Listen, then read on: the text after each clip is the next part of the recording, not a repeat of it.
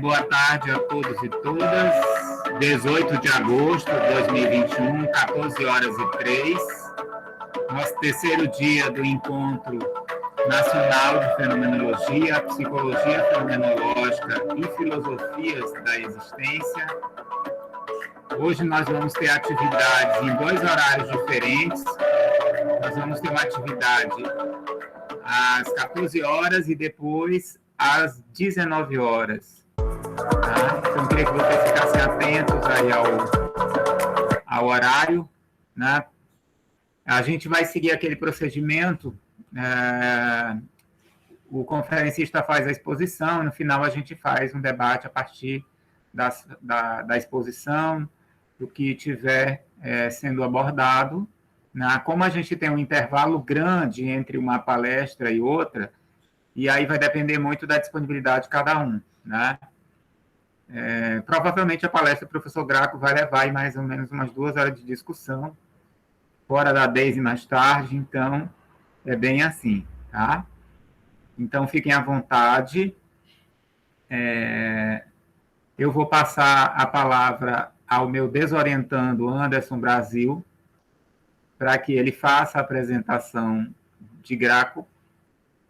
E, de antemão, eu queria, né, agradecer ao Graco, não só pela parceria já de longa data, né? A gente não fala o tempo para evitar problemas, mas Graco foi aluno há pouco tempo que eu ministrei uma disciplina na UFMA, de Teorias da Consciência, e ele já, né, sentiu-se aí chamado para trabalhar com a fenomenologia. Não foi bem o que eu gostaria, né? Ele foi descendo a escada, escorregou, e aí viu uma outra porta, pegou essa porta e foi direto. Eu falei, não posso fazer nada, né? A liberdade é assim. Mas somos companheiros de trabalho, a gente tem uma discussão, um aprofundamento, independente dos gostos. O Graco também coordena um outro grupo e está sempre um parceiro aqui com a gente. Anderson, então, eu estou colocando só o slide de apresentação. Se Graco for apresentar, depois você me fala e aí eu retiro, tá bom? Bem-vindo a todos, então, e muito obrigado, Graco. Certo, obrigado, Jaco. Boa tarde a todas, boa tarde a todos. Bem-vindo, professor Graco. Obrigado pela palestra, né? Eu vou falar aqui brevemente o seu currículo, né? Professor Graco Macedo Couto Silva, é professor da Universidade Selma. Ele vai apresentar hoje para a gente a palestra com o título A Temporização na Pandemia e os Efeitos de uma Suspensão de Projetos Futuros.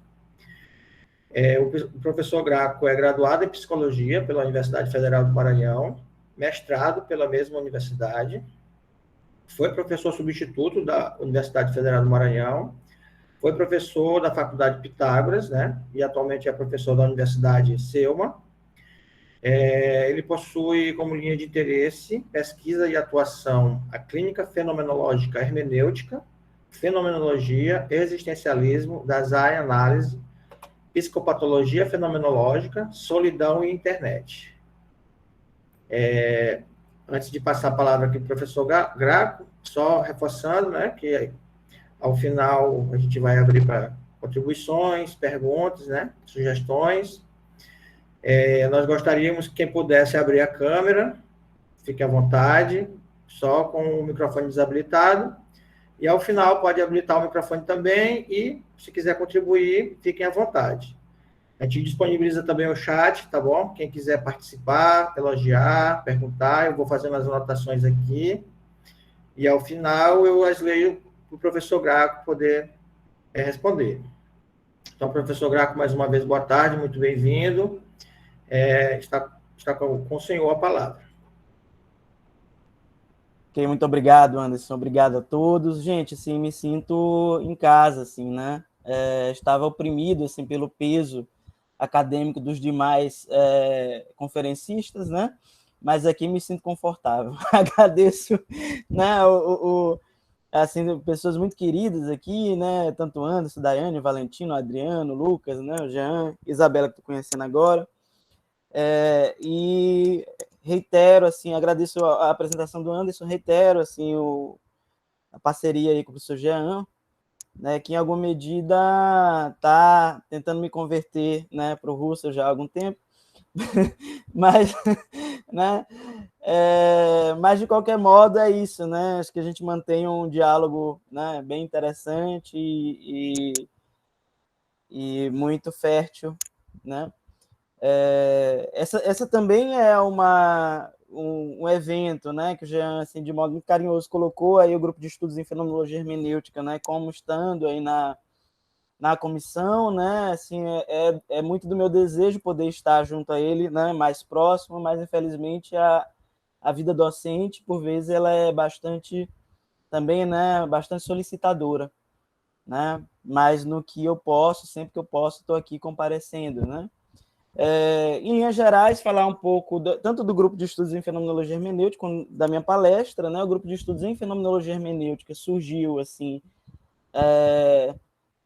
do interesse de alguns alunos, né? Poucos, né? De estudarem o Heidegger aí, lá na Universidade de Pitágoras.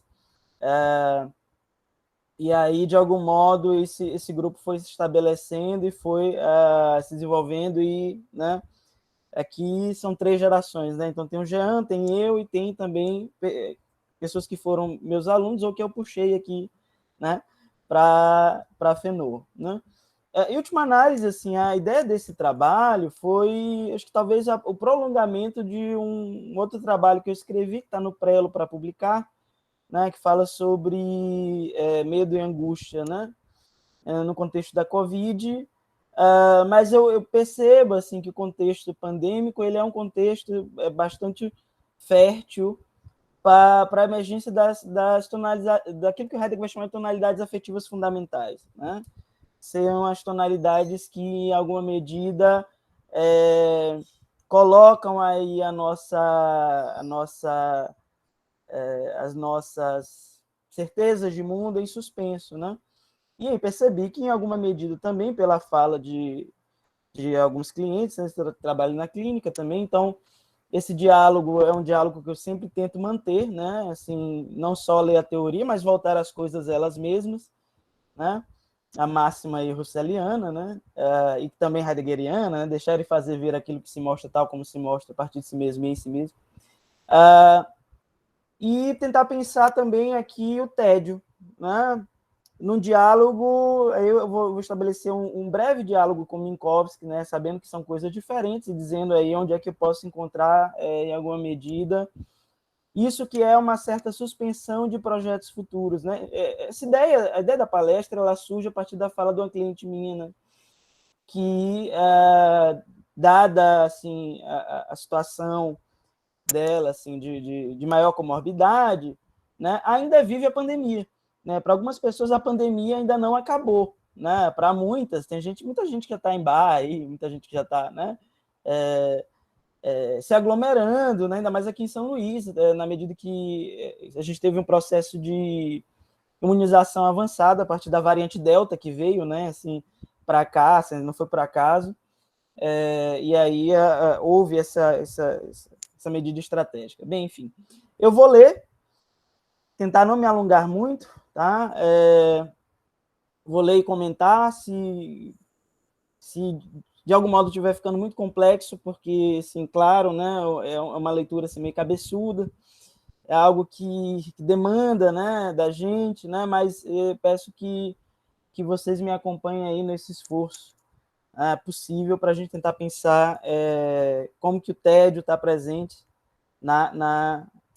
nesse momento, né? E quais as implicações disso. Então, o trabalho chama temporalização na pandemia e os efeitos da suspensão, entre aspas, de projetos futuros. Que, em última análise, esses projetos, esse projetar-se ao futuro, ele não se suspende totalmente, né? Talvez é um encurtamento. Então, esse trabalho tem por objetivo pensar, a partir de uma compreensão heideggeriana, a experiência de temporalização na pandemia e os efeitos de uma possível suspensão ou encurtamento de projetos futuros, enquanto horizonte projetivo de possibilidades. Para tal, visa aqui fazer um resgate da própria estrutura temporal do Dasein, que se dá em ser e tempo, assim como as interpretações que o filósofo Germano tecerá sobre o adoecimento existencial nos seminários de Solikon, né? Posteriormente, através do fio condutor da totalidade estrutural que somos, ou seja, a partir de ser e tempo, né? O que é mais fundamental do nosso ser em Heidegger é tempo, né? Nós somos tempo, que se expressa a partir da estrutura do cuidado, né? Sorge, busca-se fazer um cauteloso diálogo, né? Porque são coisas diferentes, com as desproporções antropológicas da atividade da espera em Minkowski, ressaltando-se as diferenças e críticas feitas à noção de duração em Henri Bergson. Traz preparações usam trazer à tona a discussão da importância das tonalidades afetivas, assim como a tonalidade afetiva fundamental do tédio em seus 3 momentos constitutivos fundamentais: entediar-se por, entediar-se junto a e dar-se tédio a alguém, como constituidoras de um outro modo de temporalização possível na pandemia, né? Então, uma introdução, assim, basicamente eu vou falar sobre tentar articular aqui temporalidade, cuidado, né? Essa ideia de espera, né, de quando que isso vai acabar, em que medida isso é possível de acabar, quando que a gente vai andar sem máscara, quando que, né, aí lido à luz do Heidegger, né, do tédio, do Minkowski, né. Dessa forma, eu busquei responder em que medida os fenômenos clínicos, né, se dão para além da tonalidade afetiva do temor, se não me engano, a professora Jurema vai falar disso, né, de modo a articular os possíveis efeitos da perda de nossa estabilidade presumida, né? E da possibilidade de planejarmos com o mesmo nível de segurança e tranquilidade projetos ônticos, quais sejam viagens, né, visitas, frequentação de determinados espaços, né, saídas e demais atividades costumeiras que se davam antes da irrupção do atual momento pandêmico, que ainda é muito ambíguo, né, assim, para nós, né, assim, mesmo nas pessoas que se cuidam, né, há ainda exatamente esse pensamento, né, em que medida eu estou exposto, né, em que medida determinados lugares, ou qual o número de quantidade de pessoas, né, máximo, que deve estar no espaço aberto ou fechado para que eu vá. Tá? Apesar de havermos avançado no processo de imunização aqui em São Luís, tá? O risco de uma contaminação ou recontaminação é sempre iminente, levando as instituições de estados em que já há uma certa segurança sanitária a um constante movimento de possível ruptura e retorno aos encontros aí mediados pela internet, né? Então, ontem o professor Guilherme Messas falou que está mais perto do fim do que o do início, né? Espero que sim, espero que ele esteja correto, mas, né, assim, como garantia ainda não temos, tá? Então, é interessante perceber que o próprio evento pandêmico coloca em questão e amplifica um movimento que já sempre ocorre no Dasein, e que, de certo modo, está expresso tanto no primeiro quanto no segundo Heidegger, né? Que é uma dinâmica constante, tensa, entre familiaridade com o mundo e estranheza, né? Que posteriormente, ou entre familiaridade e angústia, ou, né, o que posteriormente denominará na obra A Origem da Obra de Arte como um combate entre mundo e terra. Né? Isso se dá por quê? A partir da suspensão dos horizontes antropológicos de uma definição do nosso ser como ente simplesmente dado, né? A ideia do Heidegger em ser e tempo, né, metodologicamente para chegar ao sentido do ser, é partir do ente que tem uma relação com o seu ser, né? Nessa questão desse ente, nessa colocação dessa pergunta, a partir desse ser mesmo, né? Então, usar o termo homem, subjetividade, né? Substancialidade, res cogitans, né? Ou mesmo a mera biologia, seria fazer aí não uma ontologia, mas recair numa antropologia ou numa ciência ôntica, né? Existe, de fato, essa questão em Heidegger, se ele faz ou não faz uma antropologia, né? Isso é debatido aí, né? A leitura do Husserl é que ele faz, né? Isso é debatido entre os autores, mas ele vai partir dessa evidência mais fundamental, que é o fato de que nós, seres humanos, temos como traço mais fundamental não uma definição de que nós somos animais racionais ou, né, ou assim sucessivamente, mas nós somos pastores do ser, né? Isso que caracteriza o humano, nós correspondemos ao ser, né? Temos abertura para o ser, né? Abertura compreensiva. O pensador da Floresta Negra descobre o ser do Dasein como um ente que possui o privilégio anticontológico de uma relação com seu ser, né?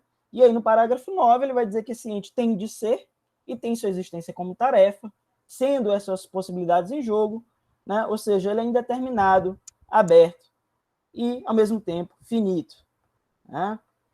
Ao contrário do que se pensa, nós não temos infinitas possibilidades, porque somos finitos. Entretanto, numa primeira aproximação, na maior parte das vezes, estamos encharcados dos sentidos e significados que o mundo em que somos e estamos, diz a professora Helene Bosch Duarte, né? Ser no mundo é esse mundo que somos e estamos, apresenta de modo a estar lançado em uma série de contextos ônticos em que temos de nos familiarizar e nos inserir na facticidade de nosso existir. Esse termo facticidade em Heidegger remete não só à relação que eu tenho com o meu ser a cada vez, mas o fato de ter de me inserir em determinados contextos históricos, né? Assim, não experimentamos cotidianamente o nosso caráter de negatividade filosófica e estranhamento, que para Heidegger é mais originário. Entretanto, né, experimentamos, assim, em grande medida, isso no contexto pandêmico, né? Em maior ou menor medida, mas em alguma medida experimentamos, porque assim, essa relação familiar com o mundo, né, em alguma medida se suspendeu. E o que houve, né, ao mesmo tempo dessa suspensão, foi penso eu, né, foi uma rápida tentativa, principalmente pelos especialistas psi, né, de retorno à familiaridade, ou como o Russell gosta de falar aí, né, a uma naturalização. E, de fato, isso ocorreu, né? Então, no início da pandemia havia muito esse questionamento, né, se de repente aí a pandemia poderia nos alçar para um outro lugar, fora do mundo da técnica, né? Fora do mundo que desvela as coisas como recurso, né? A Feijó e a Irene falaram que não, e de fato não foi o que aconteceu, né? Então, perpretamos aí esse lugar de uma naturalização ainda, né, das coisas, mas que a cada vez é mais difícil, né? Então, podemos dizer que, e aí surgem alguns memes na internet, né, que se você só passa por essa situação, só passa pelo Brasil, né, no momento atual, com algum nível de dissociação da realidade, né? Ou de algum nível de naturalização absoluta. Outra pergunta cabe, então, fazer a partir dessa tensão constante entre a familiaridade e estranheza que somos. Qual a totalidade estrutural que sustenta não somente essa tensão, como todo o ser do Dasein? Ou, dito de maneira mais clara, qual a estrutura existencial permite com que todas as demais sejam? Heidegger, insere tempo, após a crise da angústia, que é o parágrafo 40, vai dizer, no parágrafo 41, que essa totalidade não pode ser alcançada mediante a pura montagem de elementos, né? Ou numa análise como uma decomposição química, que é a ideia de análise assim, para o Freud, né? Quando Heidegger vai esclarecer as estruturas do Dasein, né? E vai fazer uma Dasein-análise, inclusive ele usa esse termo, ele não está entendendo a análise como Freud, mas ele está entendendo como Kant, ou seja, quais são as condições de possibilidade, tá? Então,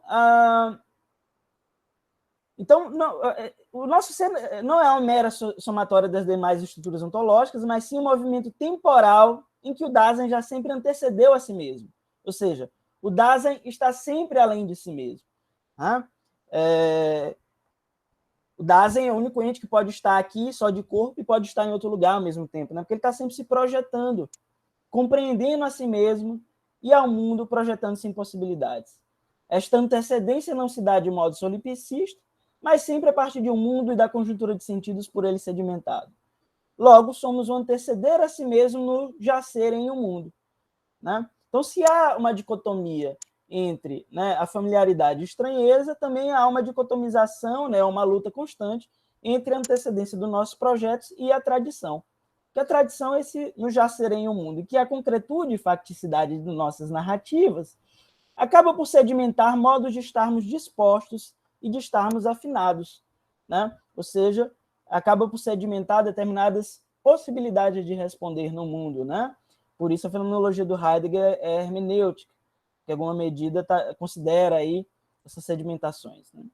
Estamos também sempre empenhados em nossas ocupações cotidianas, o que expressa o nosso já estar junto aos entes que vêm ao encontro, e a decadência frente aos objetos que já se dão. Então, assim, cuidado, Zorger, que é entendido muito erroneamente por muitas pessoas, inclusive foi entendido errado por Binswanger, né? No sentido ôntico, né? Quase como zelo, né? Embora há um questionamento se de fato ele entendeu por essa via. Cuidado é tudo aquilo que nós fazemos, né? Se eu agrido o outro, isso é cuidado, porque cuidado é uma estrutura temporal. Não, Heidegger faz, na verdade, um jogo linguístico entre Sorge, né, que é cuidado, Besorgen, que é ocupação, e Fürsorge, que é preocupação, né? Ou seja, que é o nosso modo, Besorgen é o nosso modo de lida com os entes simplesmente dados, com os objetos, e Fürsorge é o nosso modo de lida com os outros seres que têm o modo de ser do Dasein, né? Então, cuidado é uma totalidade estrutural temporal, que se apresenta como, e aí vem um palavreado heideggeriano gigantesco, né? Todo cercado de hífens, como anteceder a si mesmo, né? Como já ser em um mundo, como ser junto aos entes que vêm ao encontro, né? Então, nós nos antecedemos, nos projetamos em possibilidades a partir da tradição, né? Obviamente, aí junto, no momento presente, né? Com aquilo que nos vem ao encontro. Então, nós temos aí tanto futuro, quanto passado, quanto presente. Isso é muito interessante, assim que se diga, né? Porque o que é mais originário para o Heidegger, né? Até mesmo antes da própria consciência ou do inconsciente, é o fato de que nós existimos e somos temporalidade, né? Isso é muito importante, inclusive, para o Husserl, né? Assim, que muito fundamentalmente na sua fenomenologia genética vai trazer como uma característica aí da própria consciência, né? Como a questão do Heidegger é exatamente a questão do ser do homem no mundo, é muito mais esse entre, né? Penso eu que aí a existência ela é essas três temporalidades, né? E isso vai dar, de algum modo, uma certa chave interpretativa para aquilo que vem pós-Heidegger e pós-Husserl também, e que articula, de algum modo, quais são os modos assim não cotidianos de ser, né? São os modos aí da própria psicopatologia. Embora nem toda a psicopatologia, nem todos os autores da psicopatologia estejam debatendo a questão temporal, né? Mas em linhas gerais a maioria estão, né? E se isso se dá em função do Husserl e do Heidegger, tá? O que é ser cêntrico fraseado, né? Anteceder a si mesmo como já ser em um mundo, como ser junto aos entes que vêm em encontro, quer dizer, né? Em linhas gerais, busca demonstrar o caráter de já estar sempre direcionado para um porvir, né? Em alemão Zukunft, que possibilita a compreensão de ser e o futuro, né? Ou seja, eu compreendo ser a partir da minha projeção de possibilidades, né? Eu compreendo como funciona uma caneta, projetando o uso dessa caneta. Não, eu não compreendo cotidianamente o mundo, pré-reflexivamente o mundo, a partir de uma leitura cognoscitiva, né? O Husserl está tentando trazer, o Heidegger está tentando, o Husserl também, né? Mas o Heidegger que está tentando trazer uma reflexão do irrefletido, né? Exatamente isso, né? Se nós cotidianamente nos projetamos em possibilidades e ao nos projetar em possibilidades compreendemos e ao nos projetar em possibilidade compreendendo estamos nos relacionando com o mundo não de maneira não operando conceitos, vamos dizer assim, né? Mas de algum modo já aí junto a uma determinada manualidade ou manuseando as coisas, tá? E que se sedimentam determinadas disposições de afeto que fundamentam o passado existencial chamado vigor de ter sido, Gewesenheit, né? Então, para o Heidegger, assim, os nossos afetos, eles são, assim, de algum modo, eles emergem da série de contextos concretos das quais nós temos de nos inserir e que vigoram em nós, né? Eles não passam, né? O passado é o passado presente, é o passado que vigora, né? Como também somos atualidade, Gegenwart, e presente frente aos objetos, animais e outros Daseins que se apresentam. Futuro, passado e presente existencial se articulam como uma totalidade estrutural do Dasein, e como fundamento de todo o seu ser. É importante que se diga que passado, presente e futuro é essencial, assim como passado, presente e futuro da consciência, não é passado, futuro e presente do relógio, tá? Fenomenologicamente, nós não habitamos o tempo, né, em minutos e segundos, né, e nem o espaço em metros, né? Daí que podemos ter experiências claustrofóbicas, né, numa mansão e estarmos no sentido livres e numa kitnet, né? Da mesma forma, a gente pode correr, assim, a gente corre assim, para quem corre, não é o meu caso, né? Inclusive preciso, né? Mas para quem faz uma caminhada, o primeiro quilômetro não é vivido como o 10º, né? Então, essa temporalidade mais originária e espacialidade que a fenomenologia está falando, né? E que, de algum modo, fundamenta o calendário, fundamenta aí essas contagens, seja elas quais forem.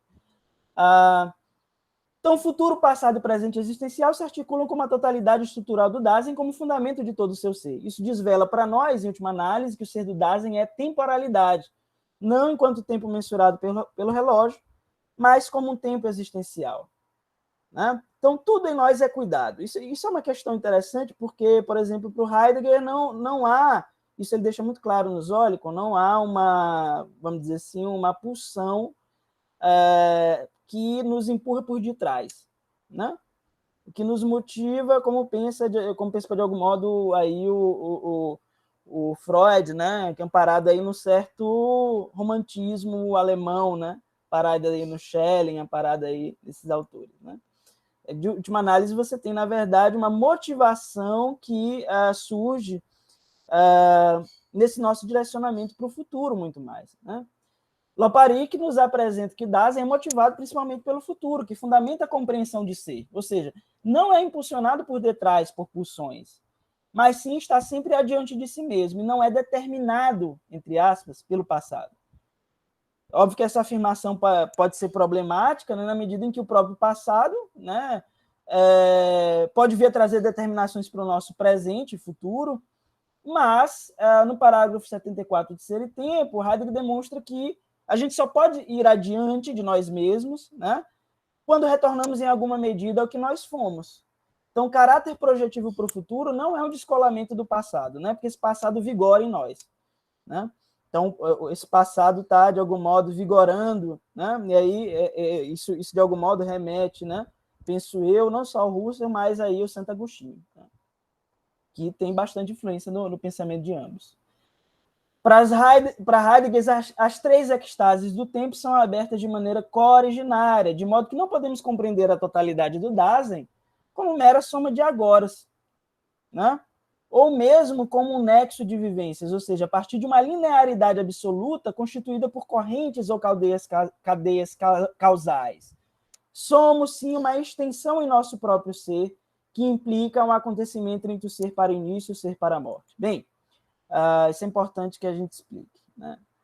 Em linhas gerais, é possível pensar aqui que não há assim, uma causalidade linear, né? Mas somos sim um acontecimento, né? Isso significa dizer que, por exemplo, eu trago o Freud como uma contraposição, porque é o que ele faz no Zolikon, tá, gente? Nada contra o Freud, assim, né? Mas eu estou falando porque a partir do posicionamento do Heidegger ali, para demarcar o seu pensamento, ele acaba usando o Freud como um elemento. Pro Heidegger, o Freud é um kantiano, né? Em que, em alguma medida, há um certo efeito dominó aí na natureza. Então, você não pode explicar algo pela via da consciência, tá? No inconsciente, né? Porque há uma linearidade de causação, né? De causas e efeitos, né? Muito pelo contrário, Heidegger vai pensar que somos um acontecimento, né? E esse acontecimento se dá a partir da extensão do nosso ser, né? De algum modo, nós já trazemos na extensão do nosso ser tanto, quer dizer, nós somos entre esse ser para o início e ser para a morte, né? Significa dizer que tanto o ser para o início a gente não teve experiência, né? Nos foi anunciado, né? E o ser para a morte também a gente não tem experiência, né? Não sei quando morre, né? Não sei, né? Mas teoricamente, de modo que isso implica aí algo que a gente mesmo não consegue representar, né? Assim, ou aquilo que o Merleau-Ponty vai chamar de supercoisas, né? Aquilo que não entra assim, para a gente, quanto possibilidade de compreensão, né? Mas somos esse entre. Já está em nosso ser, para o Heidegger, essa extensão entre nossa vinda, né? Nosso estar lançado e nossa finitude. Entretanto, em situações únicas determinadas, uma direção temporal pode ganhar maior relevo, e assim delimitar um modo de temporalização do Dasein em que o passado, o presente ou o futuro ganhem proeminência. Isso o próprio Heidegger fala no Zólico. Como consequência disso, a possibilidade de se viver de maneira predominante no passado ou no presente, vindo a perder, por exemplo, o seu si mesmo mais próprio, né? Ou esquecendo, de algum modo, de que se é finito, né? Ou dos seus limites, ou recaindo aí numa híbris, né? Numa desmedida, numa desmesura. O filósofo Germano nos diz que, por exemplo, o maníaco atropela o ser diante de si, não refletindo sobre o que pode ser de maneira mais própria, né? Este ponto nos leva ao próximo passo do texto, que visa responder qual a leitura clínica feita por Heidegger dos transtornos existenciais na ocasião dos seus seminários direcionados a psiquiatras na cidade de Solikon e propiciadas por Medard Boss. Essencial aqui é compreender os transtornos existenciais a partir do próprio fundamento nulo indeterminado do Dasein.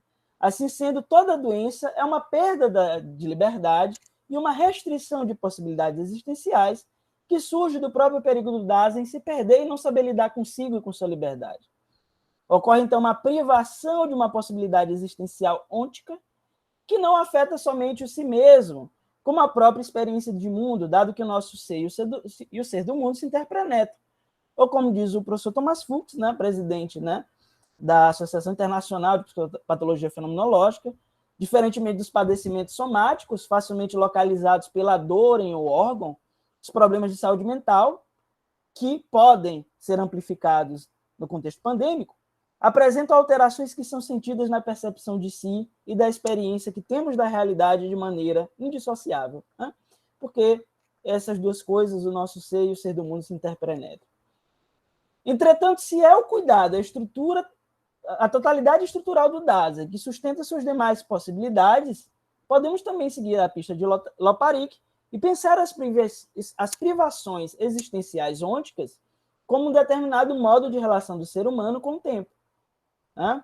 É isso que Loparik chega à conclusão assim, na leitura, essa é a interpretação dele, né? Mas que eu penso que o Heidegger concordaria, né? Nesse sentido, né? Apesar das influências do Henri Bergson na obra O Tempo Vivido, do Minkowski, e da crítica de Heidegger contida no parágrafo 66, a ideia bergsoniana de que não haveria uma exteriorização para espaço de um tempo qualitativo profundo, né?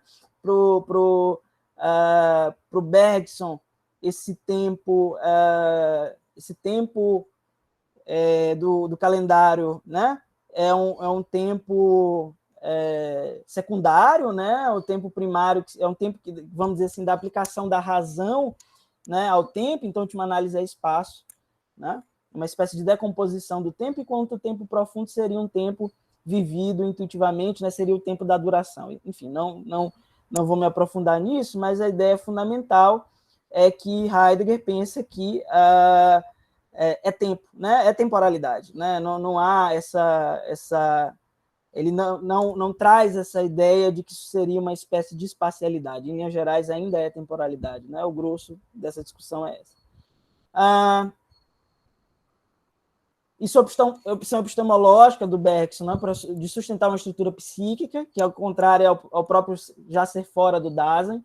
O psiquiatra francês, no caso Minkowski, nos dá a pensar sobre como se dá a temporalização em um momento pandêmico, para que possamos, a posteriori, retomar o pensador do ser, ou seja, o Heidegger.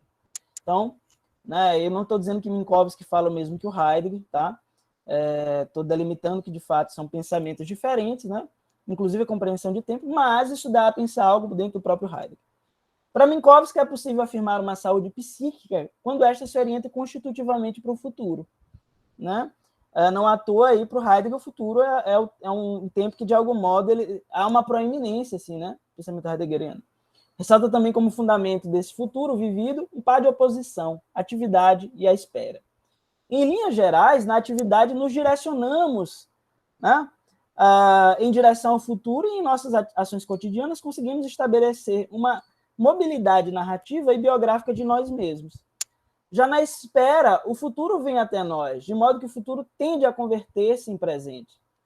Miyamoto, Guimarães Fernandes e Seron Litvok, né, os colegas aí do Guilherme Messers, né, defendem que durante os momentos de quarentena, e porque não também fora deles, dado que podem voltar a ocorrer, vivemos um desequilíbrio que favorece a espera.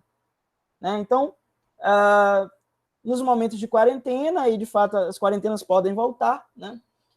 Sempre há exatamente essa fala, né? Quando isso vai voltar ao normal, quando as coisas vão, né? E assim sucessivamente. Ansiamos, então, por um futuro em que medidas de isolamento não serão mais necessárias, não precisaremos mais utilizar máscaras de modo cotidiano, inclusive isso é uma coisa, né, muito interessante assim, para pensar do ponto de vista da FENO, né? Como é que eu capto a corporeidade do outro com a máscara, né? Que mais? Não precisaremos mais utilizar máscaras de modo cotidiano, os eventos e congressos serão presenciais, né? E assim sucessivamente. Encontramos, então, num presente congelado, em que o futuro perde seu sentido. É exatamente esta noção de espera, ou de um tempo que se alonga e se congela, que iremos retomar na discussão da tonalidade afetiva do TED em Heidegger, né? Que foi escrita assim, um pouco perto da virada, né? Então já é talvez a transição do primeiro para o segundo Heidegger. Né? Disso precisamos delimitar a importância da disposição e das tonalidades afetivas em seu pensamento para posteriormente demonstrar como que estas permitem um determinado modo de temporalização. Bem, possível dizer, né, que, em alguma medida, há um foco maior, né, nas tonalidades afetivas a partir do Heidegger. Né? Ou seja, o Heidegger vai dizer que a tradição filosófica, de algum modo, privilegia a razão, né? Depois a vontade e depois as tonalidades afetivas. Né? Ele vai efetuar assim, uma inversão bastante curiosa. Né?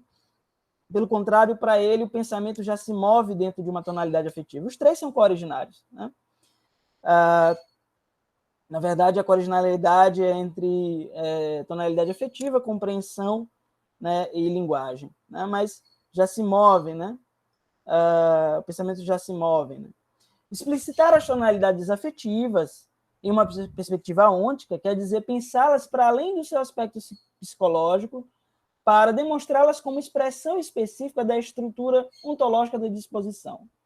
Para Heidegger, a psicologia considera os afetos como possuindo uma substancialidade objetificada e que está dentro de um outro objeto chamado psiquismo. As tonalidades afetivas não seriam aqui apenas um embelezamento ou empecilho de nossa razão, de nossa vontade, mas um modo fundamental de ser, do ser aí, enquanto ser aí é. Né? É um como ele está, é um jeito de ser fundamental. Isto se dá de maneira tão fundamental que elas são pensadas aqui na contramão de outro preconceito da tradição, não como que há de mais inconstante e fugídio, mas como que dá consistência a todo o nosso pensar e agir.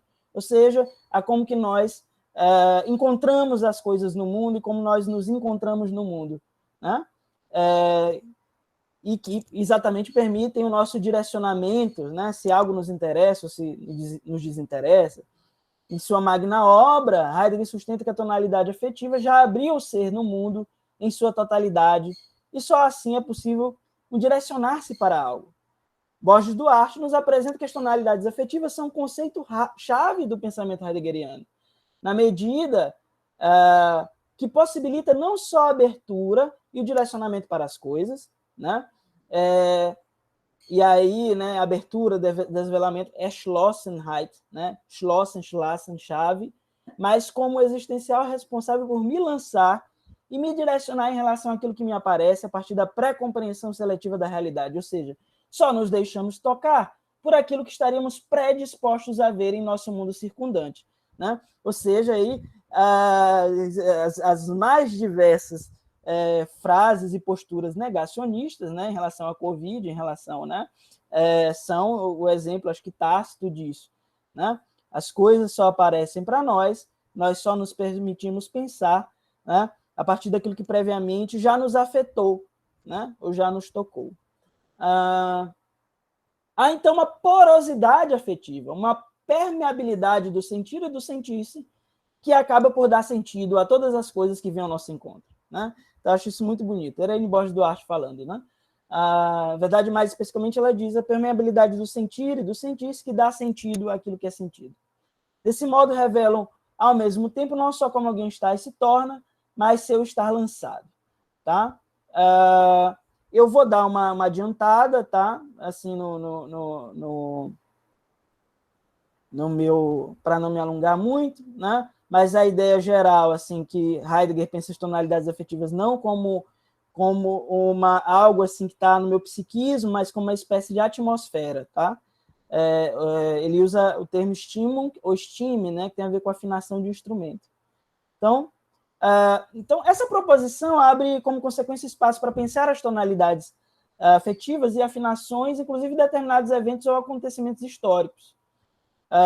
Se para o Heidegger, principalmente de ser e tempo, a afinação que perpassa a convivência cotidiana do impessoal busca o estabelecimento de uma não surpresa e a manutenção do status quo, né? Inclusive para o Heidegger a gente está sempre afinado, né? E as afinações mais fortes são aquelas que mantêm o status quo, né? Inclusive, a pandemia do Covid-19 nos retira a suposta estabilidade e desperta na coletividade o medo, a angústia e o tédio. Penso que essas três tonalidades estão em maior ou menor grau presentes na experiência do despertar de uma pandemia, dado que todas elas permitem acessar em algum nível uma ameaça ao Dasein. Entretanto, quero pensar na especificidade desse trabalho, que ocorre no encurtamento desse horizonte de um projetar-se futuro, demarcado em alguma medida pelas próprias restrições que o mundo nos apresenta no assim dito novo normal, né, entre aspas. Né? Em Ser e Tempo a gente percebe, vou dar uma corridinha aqui, tá? Em Ser e Tempo a gente percebe uma lida assim, muito grande das tonalidades afetivas, como estão relacionadas, né, ao campo individual. Já nos conceitos fundamentais da metafísica, isso já é mais coletivo, né? Porque o Heidegger começa a pensar quais são as tonalidades afetivas do nosso tempo, né?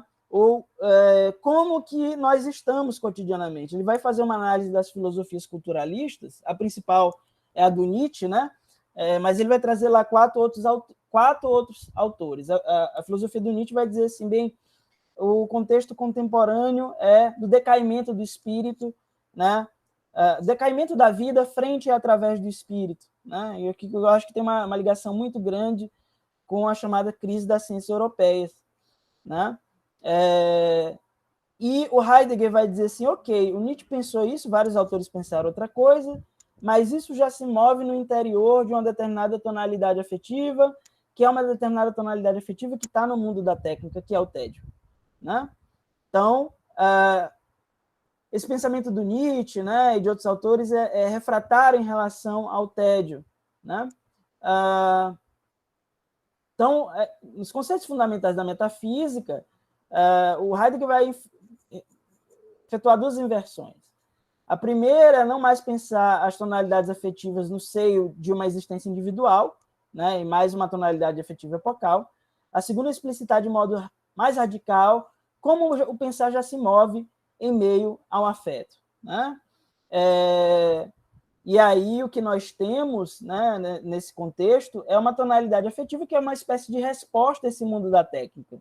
Horizonte em que todo o desvelamento da realidade se confunde como recurso disponível a ser utilizado. Né? Ontem a professora Feijó falou assim, né, como que de algum modo a gente se utilizou ali da vida dos outros mais desfavorecidos para encomendar coisas.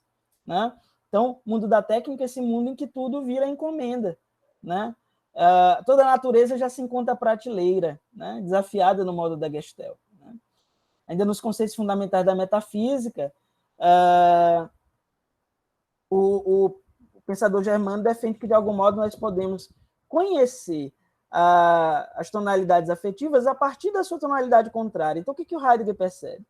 De algum modo, não existe mais espaço na nossa contemporaneidade para qualquer retração, para qualquer parar, para qualquer não fazer.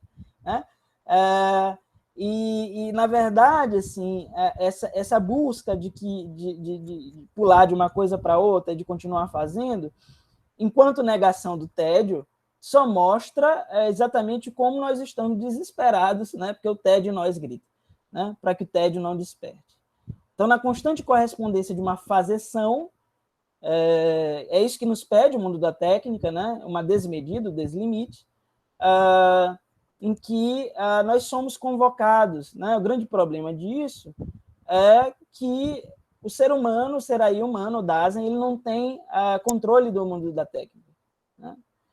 E, de algum modo, esse foi mais ou menos o direcionamento de muitos especialistas psi durante a situação pandêmica, né? Vamos organizar uma rotina, vamos encontrar uma familiaridade com o mundo, ou seja, vamos tentar agir de alguma forma, fazer atividade física e tal, vamos tentar agir de alguma forma, né, que a gente finja que nada disso está acontecendo, né? E sim, nós temos coisas materiais, concretas, né, que estão acontecendo, né, que é exatamente esse momento pandêmico. Óbvio, não se trata aqui de uma apologia ao desconforto, e mesmo compreendendo a importância da familiaridade com o mundo, porque, afinal de contas, eu só posso estar aqui junto a vocês porque há um certo nível de familiaridade com tudo que está acontecendo. Precisamos exercitar um outro pensar que se demore um pouco mais sobre os fenômenos e resista aos infinitos passatempos que o mundo nos apresenta. Se o mundo da técnica e a lida com a natureza como recurso tende a se reforçar no mundo pós-pandêmico, para além do controle do próprio homem, a escuta do tédio, caso não fosse totalmente aplacada, poderia permitir uma rearticulação de sentidos possíveis e uma singularização do nosso existir. Assim, poderíamos afirmar não uma mudança no horizonte do mundo, ou seja, continuaríamos vivendo no mundo da técnica, mas uma mudança em nosso ser que permitisse aí uma transformação existencial, e que em algumas pessoas aconteceu, né? Alguns clientes meus dizem exatamente isso, né? E eu não estou falando que é porque sou eu, né? É porque é todo esse contexto, né? Eu sou meramente uma ocasião dessa situação, né? Eu não saí para lugar nenhum, mas, essa frase de uma pessoa, mas eu me mobilizei, eu me movimentei mais do que na minha vida, né, como um todo, né? Não sei se no momento pós-pandêmico essa pessoa vai voltar aí a uma naturalização, mas com certeza algum acontecimento já se deu. Então, acontecimentos singulares, talvez não epocais totalmente, né? Mas acontecimentos singulares e transformações singulares, sim, eu acredito que é possível, né? Afirma-se aqui, então, que o tédio é uma tonalidade afetiva que possui uma ligação intrínseca com o tempo, né? Essa ligação intrínseca com o tempo, Heidegger vai tirar da própria palavra em alemão, né, de Langweiler. Langweiler seria long, while seria o mesmo que while, né? Seria um tempo longo, um momento longo. Então, a própria palavra alemã de tédio conduz a uma relação com o tempo. Já estou terminando, né? Sei que já está esgotando meu tempo. Então, pode-se pensar... E aí o Heidegger vai tentar pensar 3 formas de tédio. Alguma dessas formas de tédio, eu acho que dialogam bastante com o que Minkowski está falando, desse nosso momento de espera, desse nosso momento, de algum modo, de suspensão, né? E de como que, de algum modo, isso pode resvalar ou para uma transformação ou para, né, talvez um sentimento assim nos piores casos, vamos colocar dessa forma, né, de um desinteresse, né, de um não querer, né, se a vida é luta, se a existência é luta, né, de não querer estar nessa lida, né. Então pode-se pensar a primeira forma do tédio, entediar-se, como um acontecimento que se dá fora, né, e em que algo nos entendia de fora. E aí a gente busca por passatempos. O pensador germano exemplifica a partir da espera de um trem. Olha aí a espera, né? O termo espera, em que chegamos adiantados para o embarque que só acontecerá daqui a horas. Nesse caso, sendo a estação o local de passagem e não de demora, e havendo não cumprimento de nossa expectativa de ocorrência do embarque no tempo delimitado, o próprio tempo nos oprime e surge daí o tédio. Talvez não por acaso, vemos aqui a exemplificação deste tédio a partir de uma espera e que nos apresenta, então, a estrutura do próprio tédio, né? Então, essa estrutura está presente nos 3 modos de tédio: ser retido por uma temporalidade hesitante e ser deixado vazio. Aqui, há uma retenção temporal que não permite com que as coisas se mostrem, né? Com que os objetos se mostrem. Quer dizer, não é que a gente perca o nome das coisas, a gente sabe o que as coisas são, mas não faz sentido eu me direcionar para elas, né? se somos deixados esvaziados em meio às nossas ocupações, né? E o que entedia pode ser circunscrito ou determinado a partir da própria situação. Para Borges Duarte, entediar-se por tratar-se de uma impaciência ante algo enfadonho, onde o tempo que somos parece arrastar-se, em que nosso modo de ser junto aos entes se desfaz. Entretanto, essa experiência não é forte o suficiente para que a gente rompa com a familiaridade, né? A segunda modalidade de tédio, o entediar-se junto a algo. Essa segunda modalidade de tédio apresenta exatamente um tédio que eu não me entedio porque algo está acontecendo. É como se esse tédio ele viesse mais de nós, né? Ele é um tédio que é um pouco mais difícil a gente colocar passatempos, né? Assim, é meio isso, né? Eu estou meio que desinteressante para mim mesmo, né? O tempo e o tédio surgem aí mais do Dasein, né? Do que de fora. Na segunda modalidade do tédio, entediar-se junto a, pode-se dizer que o tédio se encontra mais próximo do Dasein. E não se dá um despertar do tédio a partir de uma determinada situação. Interessante perceber que, nesse caso, o tempo entre cena a partir do Dasein, assim como o tédio, também brota dele. Mesmo não havendo nada de entediante na situação, esta se apresenta como um passatempo para o tédio. Então, é mais ou menos isso. O exemplo que o Heidegger dá é o exemplo de uma festa, né? É isso, né? Assim, às vezes a gente está achando a nossa vida muito desinteressante, e aí vai aí para uma festa, vai para alguma coisa e bebe como se não houvesse amanhã, né? E faz alguma coisa para esquecer-se de si. E é literalmente esse como se não houvesse amanhã, como se esse não houvesse amanhã que está em jogo, né? No entediar-se junto a, o tédio acaba por se concentrar em nós, e aquilo que a situação apresenta em sua singularidade não tem grande importância. Quer dizer, a questão não é a festa, não é a festa que nos entedia, né? Mas nós que nos entediamos junto à festa. Aqui a estrutura do ser deixado vazio não se dá, porque não se apresenta um ente que possamos nos ocupar, mas por um enraizamento mais profundo do tempo com o Dasein, né? Então, a partir quanto mais vai aprofundando o tédio, mais vai ficando difícil a gente encontrar passatempos, né? Em meio à festa, nos entregamos, vivemos como se não houvesse amanhã, e nesse abandono de nós mesmos podemos ser deixados vazios. Neste exemplo específico, é curioso perceber que o tempo tomado para a festa é como um todo trazido à própria estagnação, ou seja, é um agora, né? É um único agora demorado, ou seja, é um presente demorado. Né? É um presente que não vai passar, é um presente que diz quando é que isso passa, né? A noite inteira da festa se torna um único agora estagnado. Para Borges Duarte, o tédio abandona agora a superficialidade situacional e adentra a interioridade do Dasein, né? Aquilo que num primeiro momento remete à perda de um objeto à mão, agora estabelece-se o próprio Dasein, que prisioneiro de um agora sem figura se desfaz em nada. Vemos nesse exemplo dado pelo pensador germano o alongamento do tempo presente que esvazia de sentido e possibilidades o próprio Dasein. Longe de pensar a pandemia como uma situação comemorativa, ou seja, a pandemia não é uma festa de modo algum, pode-se pensar a interiorização do tédio, no entediar-se junto a partir do alongamento do tempo presente, né? E encurtamento do horizonte projetivo de futuro. Penso ser isso que está em jogo quando em determinadas situações clínicas de atendimento, online, por exemplo, né, pessoas com comorbidade, em pacientes profundamente afetados pela pandemia, se escuta. Nós não sabemos quando isso tudo vai passar, né? Um isso tudo, indiferenciado, sem contorno, ambíguo e etéreo, se mostra.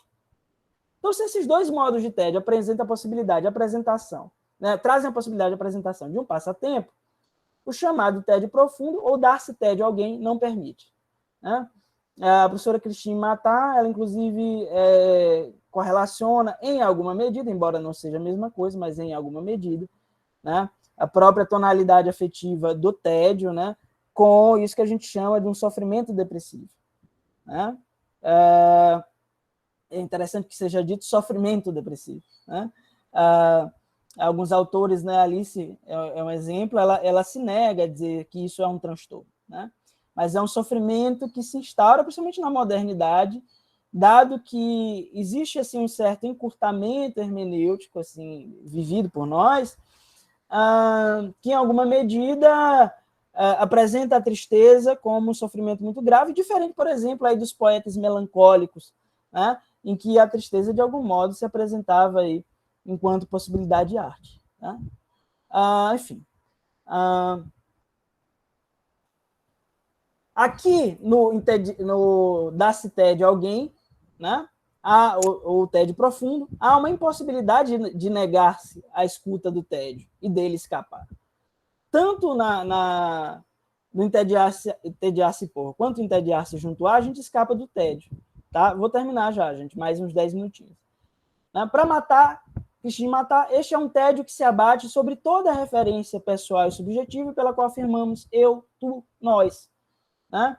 Então, o perigo aí no limite da experiência pandêmica, né? E da experiência desse agora sem futuro, é isso. Né? No tédio profundo, há uma indiferenciação da totalidade dos entes a partir de sua recusa.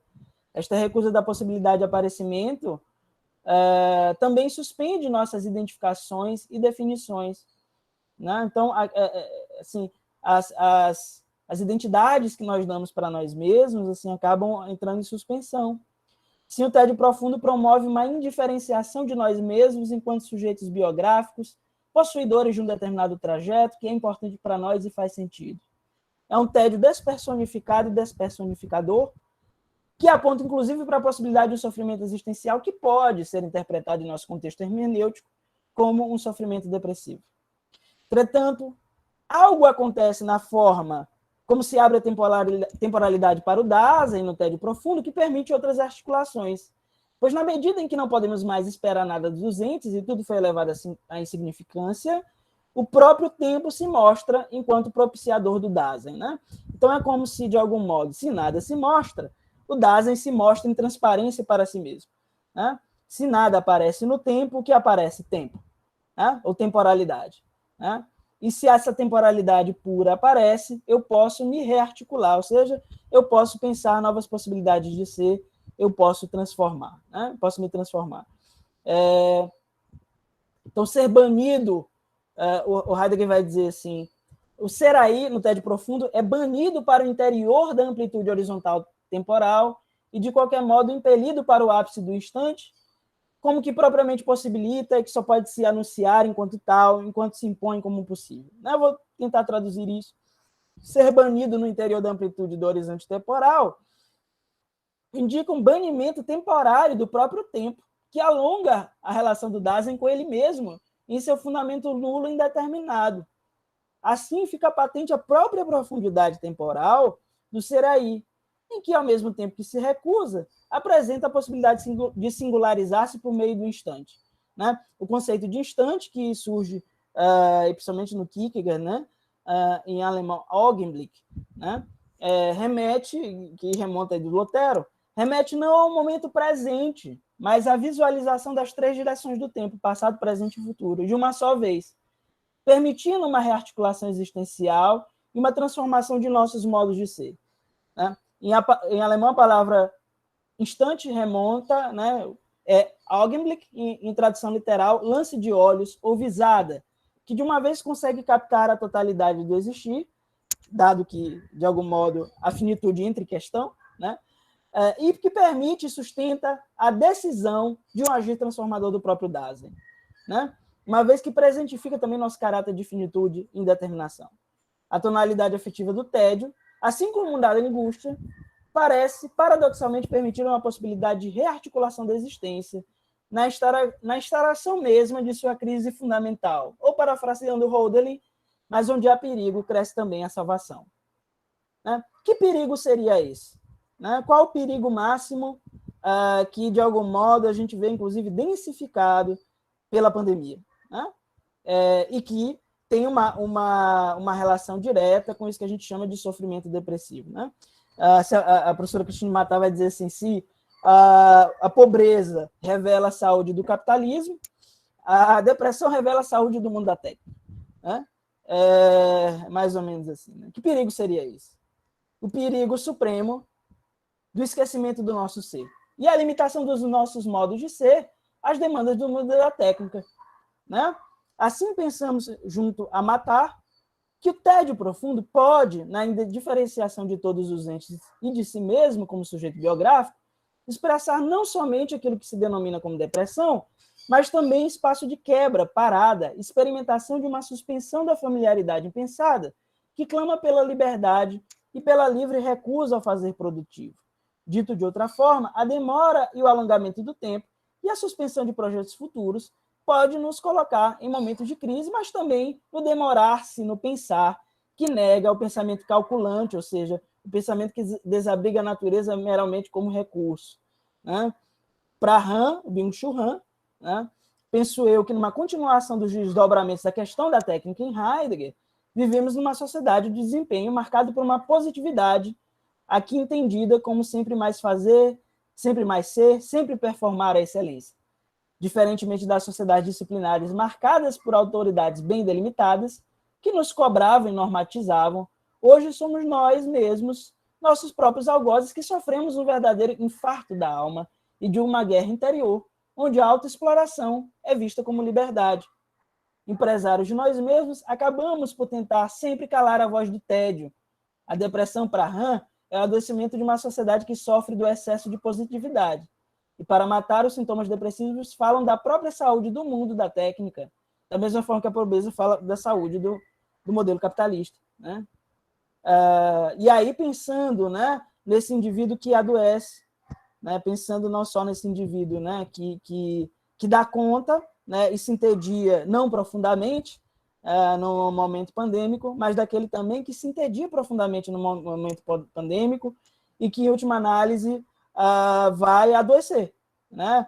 E entendendo adoecimento não enquanto que diz ali o DSM, tá? Mas enquanto restrição de possibilidades existenciais, né? Uma restrição temporal de projeção, né? Nesse caso aqui, né? Em que o tempo presente se torna mais forte, né? Este indivíduo, como diz Ehrenberg, está cansado de ter de tornar-se a si mesmo, desprovido dos amparos que anteriormente lhe deu a tradição, né? Torna-se agora aquele que adoece pelo excesso de responsabilidade, de onde emerge sempre o sentimento de insuficiência. A queixa depressiva de que nada é possível só pode ser feita e só pode fazer sentido em um mundo que nos diz que tudo é possível, onde finitude, possibilidades singulares e diferenças não fazem parte do existir. Este clamor para a infinita produção só pode ser compreendido como também já se movendo sobre o pano de fundo do tédio.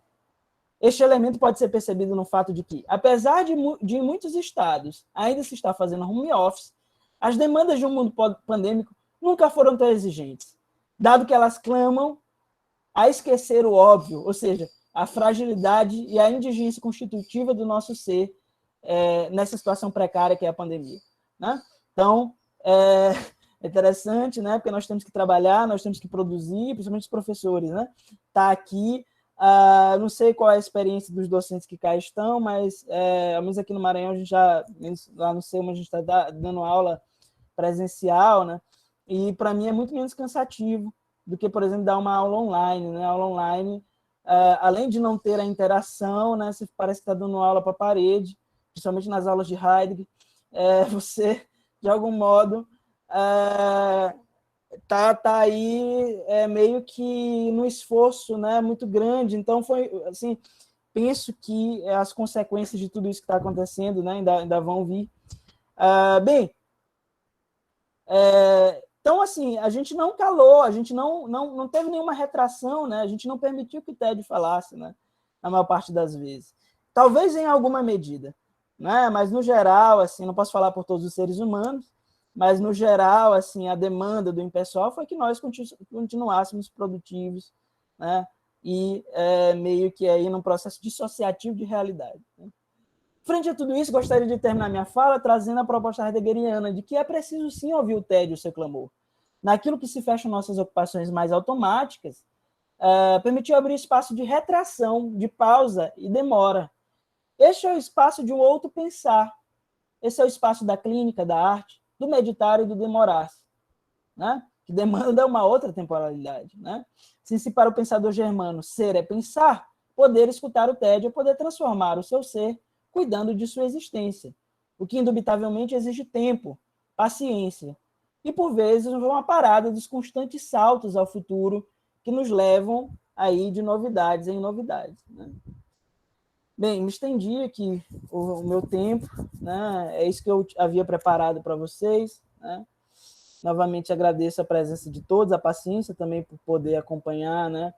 Acompanhar isso que é, assim, de fato denso, né? Espero que isso tenha tocado em alguma medida e tenha feito ressoar aí vocês, né? Agradeço, obrigado. Muito obrigado, professor Graco.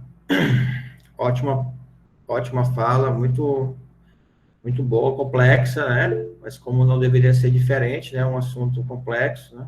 A gente vê aí uma tendência, né? De algumas pessoas de simplificar as coisas e isso tira o debate, né? Então, você traz isso aí de uma forma como tem que ser feito, né? E lá no começo da sua fala, você fala da ambiguidade da pandemia, né? Que foi falado um pouco na manhã, a professora Delma, né, dessa coisa da incoerência que a pandemia traz também, né, muito bom isso. E agora eu gostaria de abrir para as pessoas que queiram contribuir, fazer perguntas, pode falar no chat, né, como eu falei, a Isabela levantou a mão, então pode levantar a mão, aí eu vou anotando aqui a filinha que vai se criando, tá bom? Isabela, você pode falar. Obrigada, Anderson. Obrigada, professor Graco. Gostei muito. Nada, imagina. Obrigado, Anderson e Isabel. Da sua apresentação. Diria que foi uma legítima e verdadeira Darstellum. Gostei muito mesmo. Como filósofa russeliana, eu gostaria de fazer um comentário e depois uma pergunta. Fiquei pensando aqui, na medida que você foi fazendo a sua explanação sobre o tédio, penso que em fenomenologia russeliana sobre consciência-tempo, esse tédio a gente poderia, que eu estou testando um argumento que é meu, tá bem? Russell não fala sobre a questão do tédio, pelo menos nessa primeira obra sobre a temporalidade fenomenológica, mas eu penso que o tédio, ele de um certo modo, ele pode ser visto como um empalidecimento do momento agora, que é sempre extenso, né, em fenomenologia russeliana, na medida em que aquilo que é retrotraído, ou seja, naquilo que mantém uma estrutura estática em fenomenologia, porque tudo aquilo que acontece não é que seja lançado para trás, entende? Em Russell, tudo aquilo que acontece ganha um teor de estaticidade. Inclusive, isso é fundamental para que a gente consiga ter memória e recordações. Então, eu penso que nessa medida que tudo aquilo que se retrotrai é um e o mesmo agora, nós temos, sim, reações fenomenológicas ligadas a um tédio. A gente poderia pensar isso, assim, de um modo mais ampliado em Russell também. Outra coisa que me chamou muita atenção e interesse na sua fala foi a questão da temporalização e da temporalidade do cuidado. E aí, aqui, fazendo um conectivo que eu gosto muito de fazer, professor Graco, não apenas na filosofia, mas também com o cinema e com a arte de um modo geral, fiquei pensando muito naquele filme Nostalgia de Tarkovsky, sabe? Porque penso assim, hoje como a gente está localizado ainda no ápice pandêmico, porque 570 mil mortes não são só 570 mil em número, são 570 mil vidas, fico pensando assim, e gostaria de fazer essa pergunta, no que você poderia colaborar nessa reflexão de uma nostalgia, talvez, de algo que nós vivemos, mas que ao mesmo tempo também está numa expectativa de futuro, num horizonte protecional, de que não seja, como diria o professor Jean, um princípio do fim. Não é?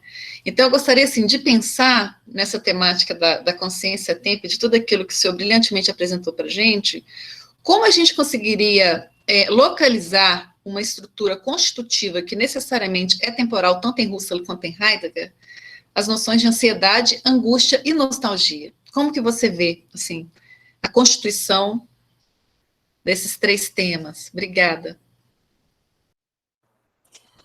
Uma pergunta deveras complexa, né? Eu penso assim, eu vou falar, assim, agradeço a pergunta, professora, assim, concordo, eu acho que faz um diálogo muito, muito forte, assim, né? Porque o Gewesenheit do Heidegger, né? Esse tempo né? Esse tempo passado do Heidegger, ele vigora, né? Então, ele também é protensional em alguma medida, né? Então, claro, o Heidegger, né, leu aí o Husserl, leu o Kierkegaard, né? Todos esses autores aí sem nenhuma economia, né? E fez aí as suas contribuições, né? Enfim.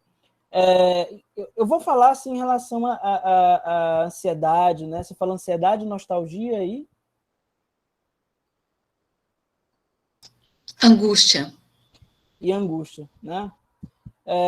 Eu vou começar com ansiedade, né? Assim, em alguma medida, o professor Thomas Fuchs ele falava uma coisa muito interessante, né? E essa é a minha leitura, tá? Em alguma medida, a maior parte das nossas ansiedades, elas são ansiedades sociais, né? Porque a gente não vive tal qual os animais, né? Inclusive, uma coisa muito interessante que ele apresenta para a gente é que, por exemplo, animais na selva, eles não têm transtornos mentais, animais domésticos têm, né? Ele não explica o porquê, né? Mas ele fala isso, né? Acho que talvez a gente adoeça os bichos, né? Enfim, pode trazer alguma contribuição nesse sentido. Mas, em linhas gerais, a gente pode pensar a ansiedade enquanto talvez esse horizonte, assim, em Heidegger, como medo, né? O Heidegger, no parágrafo 38, né, se não me engano, vai fazer análise do medo como sempre estando relacionado a um ente, né? E que, em alguma medida, tem aí um caráter aí de antecipação, né? Diferente da angústia, o medo, ele diz assim, bem, a qualquer momento, mas ainda não, né? E os nossos medos, assim, pensando heideggerianamente, assim, de algum modo, eles estão atrelados exatamente da impossibilidade de sustentar aí o próprio campo de abertura do ser ou esquecimento do ser, né? De algum modo, nós vamos criando uma espécie de narrativa restritiva dos nossos modos de ser, e aí, de algum modo, isso vai aparecendo, né? É bem verdade que qualquer situação assim que coloca em xeque essa nossa familiaridade com o mundo pode nos trazer medo, né? Pro Heidegger, o medo, ele de algum modo é um certo pensamento que uma certa tonalidade afetiva ainda imprópria, porque ela tem um ente, né? Ela não explicita o ser, né? A tonalidade afetiva que explicita o ser é a angústia. Aquilo com que a angústia se angustia é o próprio ser no mundo enquanto tal, né? A angústia, a guisa aí, né? Se a gente pensar a angústia, né? O que tem de comum no Kierkegaard, no Sartre, no Heidegger, é exatamente a ideia de nada, captação do nada, né? Angústia é exatamente a captação do nada, a captação dessa estranheza nossa que para o Heidegger é, inclusive, muito mais originária, né? Agora, é bem verdade que Heidegger não fez clínica, né? E, na verdade, ele muito mais dialogou assim, com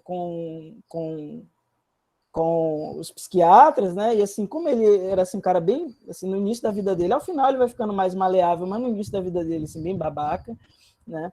E ele ele assim, não sei se ele poderia ajudar alguém, mas ele ajuda a pensar, né? Que, em última análise, a gente precisa, né? Para nos mobilizarmos de familiaridade com o mundo, mas a familiaridade também nos adoece. O medo é exemplo, né? O medo nada mais é do que talvez uma familiaridade exacerbada com determinados modos de ser, né? E aí estou pensando assim, os medos assim que não são óbvios, né? Pensando assim medos enquanto fobias, medos enquanto ansiedades, medos, né? Aquilo que é muito mais da experiência do imaginário, assim, né? Ou da experiência daquilo que não está tão presente assim para a gente. A angústia é isso, né? Essa captação do nada que nós somos, para o Heidegger, pelo fato de nós não termos um ente, né? De nós não termos um sentido, né? Exatamente da nossa indigência ontológica, da falta de o nosso ser não se fundamentar numa coisa, né? Mas pelo fato de que nós não somos uma coisa, muito pelo contrário, né? O fundamento do nosso ser é temporalidade também não é coisa. É a partir dessa negatividade, né, que a gente é necessitado de vários sentidos, né? Mas, em algum modo, a gente pode aprender essa negatividade em determinados momentos de que, de algum modo,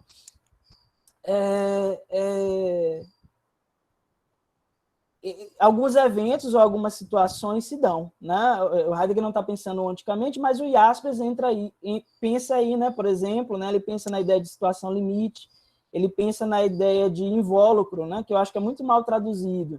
Invólucro em alemão é Gerhauser, né? Que dá essa ideia, né, de familiaridade, que eu acho que tem tudo a ver com Heidegger, né? Que é Inderweltsein, familiaridade com o mundo, né? Então, a qualquer momento a gente pode perder essa familiaridade com o mundo, né, com as coisas, e isso também pode ser fonte assim, de sofrimento. Né? Eu costumo pensar muito mais numa dinâmica entre familiaridade e estranheza, né, em que qualquer um dos polos em excesso nos adoece.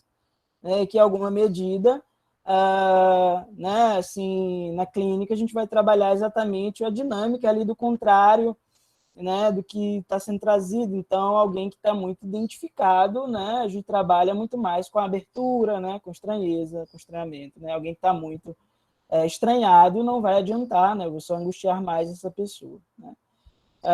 Você fala da nostalgia, isso é uma questão bem interessante, assim, né, porque, por exemplo, você pode ver, estou lembrando agora o texto do... um determinado texto, esqueci o autor, mas eu usei ele até na minha dissertação, né?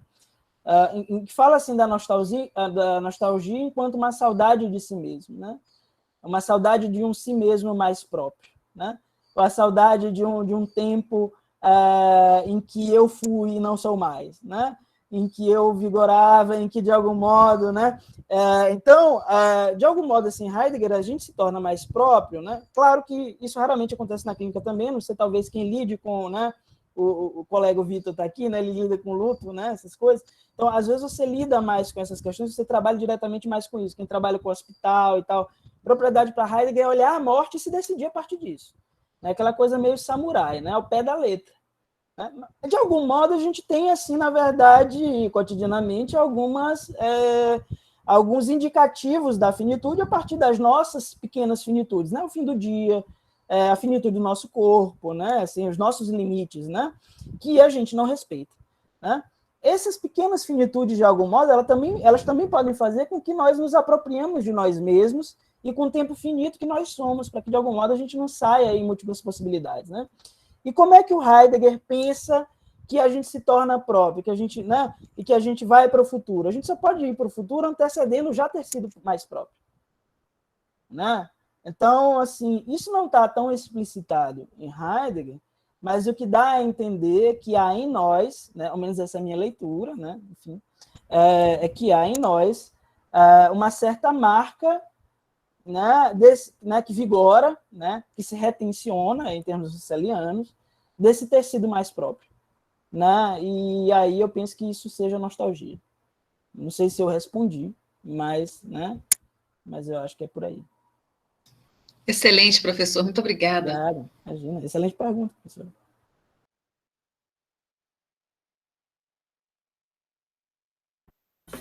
Mais alguém gostaria de falar alguma coisa? Comentário aqui no Instagram, viu, professor Graco?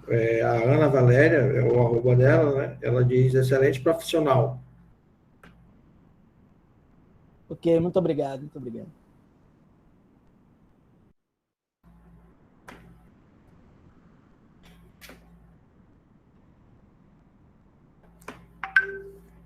Enquanto alguém, né, fala alguma coisa, isso do tédio, né, professor, que também ficou em mim, que o senhor trouxe aquela questão do ir para festa e beber como se não existisse amanhã, né? E na pandemia a gente pode perceber, né, a questão do online, né, que isso também ou favoreceu ou desfavoreceu, enfim, você pode falar sobre isso, o não vivenciar o tédio, né, o online, quem é de assistir videozinhos, assiste, quem é de jogar, joga, né, quem é de ficar só navegando, olhando os memes, fica, então, a parte lá da festa, né, de beber como se não existisse amanhã, mas também tem essa questão do online, né, que te retira, né, também essa vivência do tédio. Sim. Professor Jean, levantou a mão. Sim, aí comentar, assim, sendo do teu comentário, assim, uma outra questão interessante, assim, não sei se alguém tocou, não sei se o Guilherme falou isso ontem, porque eu tive que sair, né?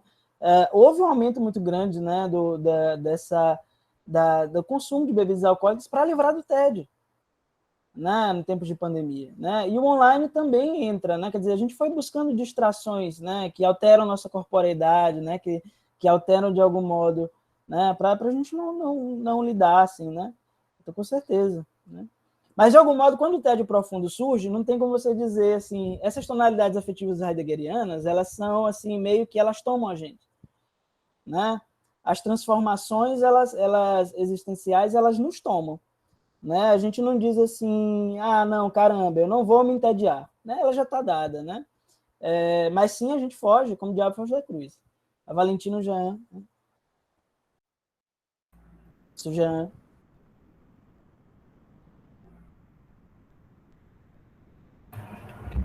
Então, eu não vou me arriscar em hipótese alguma a jogar ping-pong Russell Heidegger.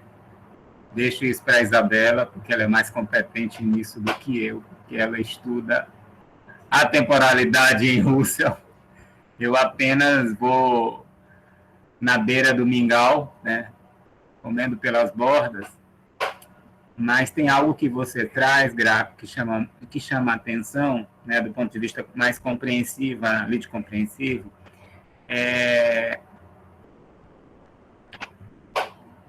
da dificuldade que parece, né, vou falar dentro da minha linguagem, né, da dificuldade que parece que se tem hoje da negação da tomada de consciência, né, do voltar e do acatar a percepção do agora como um único momento que, na verdade, é vivido pela consciência, né, ou pelo ser, e assim sucessivamente.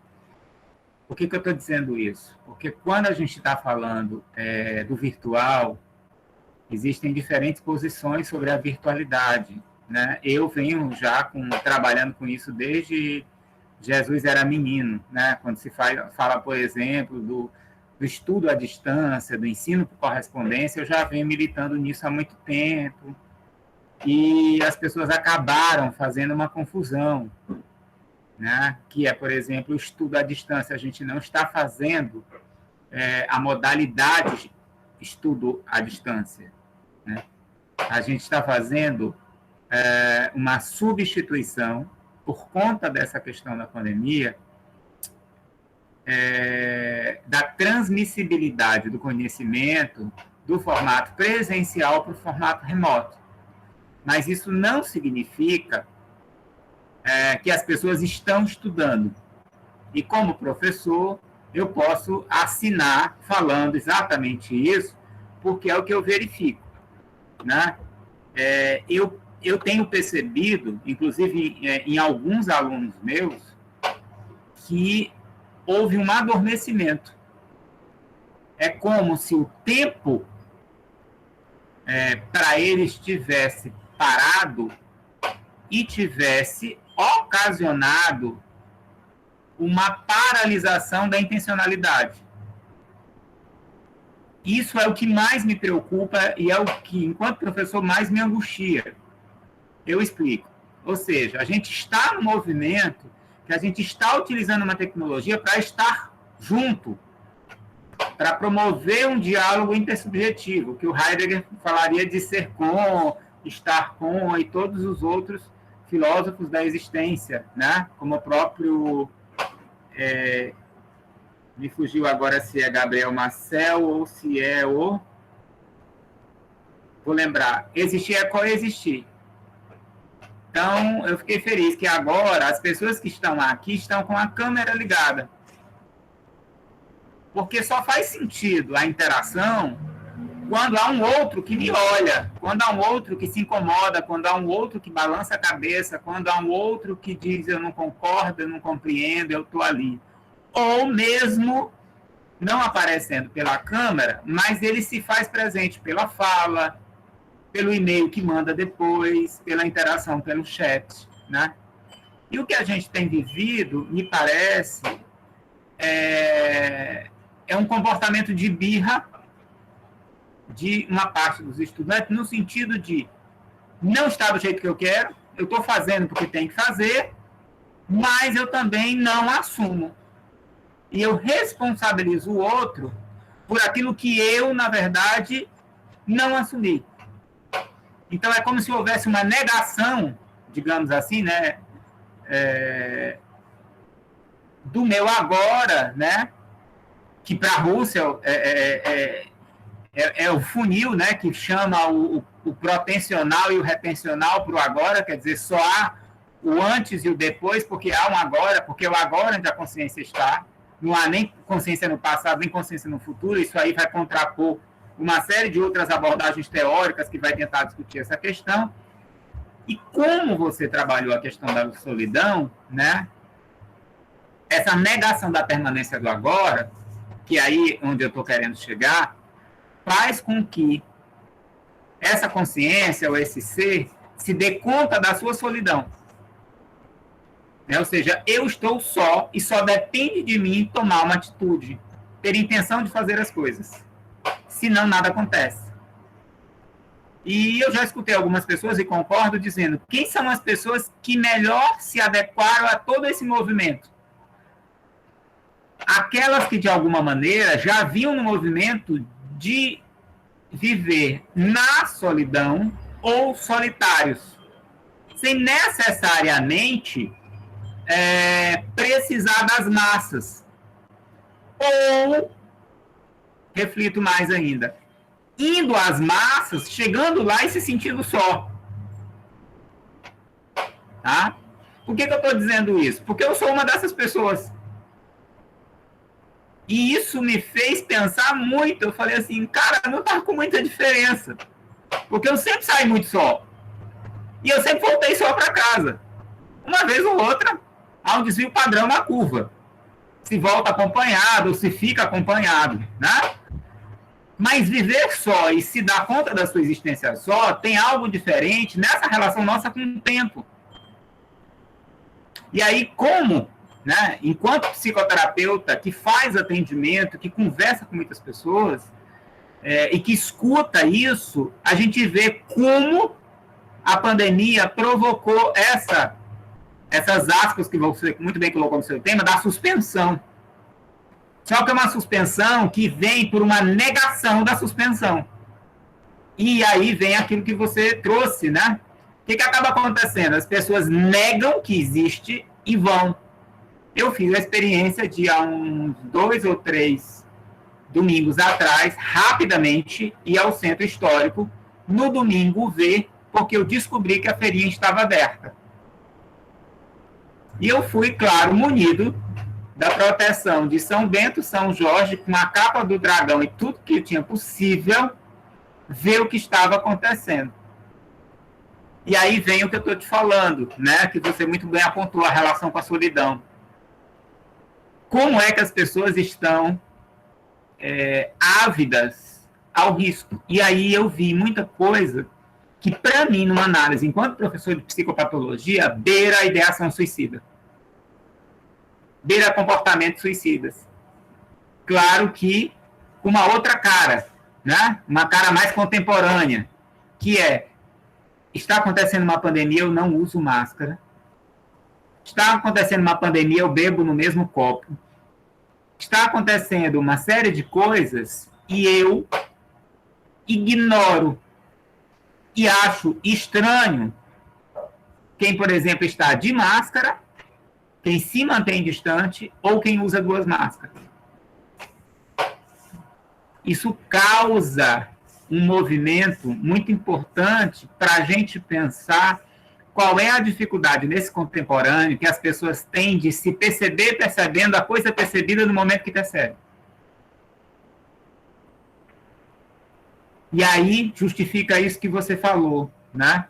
Não é que a gente não possa estar no virtual, não é que a gente não possa interagir. A gente está tendo uma interação produtiva. Isabela está lá em Minas Gerais, eu estou aqui em São Luís.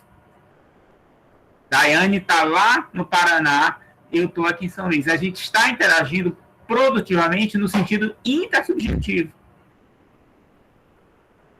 Ou seja, a gente consegue estar conectado porque há uma intenção de estar conectado. Há uma vontade de estar com o outro e há uma escuta para o que o outro diz. E aí, quando você trouxe isso, o que eu, aqui na minha parte da leitura, no meu pouco conhecimento, porque eu não tenho conhecimento sobre o que você estuda, mas me parece que o tédio vai aparecer, né, como uma negação da percepção que a consciência tem do momento que ela vive no presente. Então, é tão insuportável para a consciência pensar que ela não tem futuro e que o passado é o único lugar seguro porque são as recordações e lembranças que ela teria, que ela sufoca quando ela pensa, e se eu não tiver futuro, o que vai acontecer comigo? E aí isso me parece que leva, né, o homem enquanto consciência, o ser e etc., a uma profunda nostalgia e uma negação das suas intenções para com o futuro. Eu prefiro não ter intenções, eu prefiro viver o momento agora. E aí, psicopatologicamente falando, eu vejo uma emergência de uma série de comportamentos suicidas, principalmente nos jovens, que é assustador. É assustador. Eu estava vendo o jornal agora de meio-dia e eu estava assistindo com minha mãe, né? Minha mãe tem mais de 80 anos e a gente estava sentado conversando. E ela, toda vez, ela fica abismada. Meu Deus, isso não para.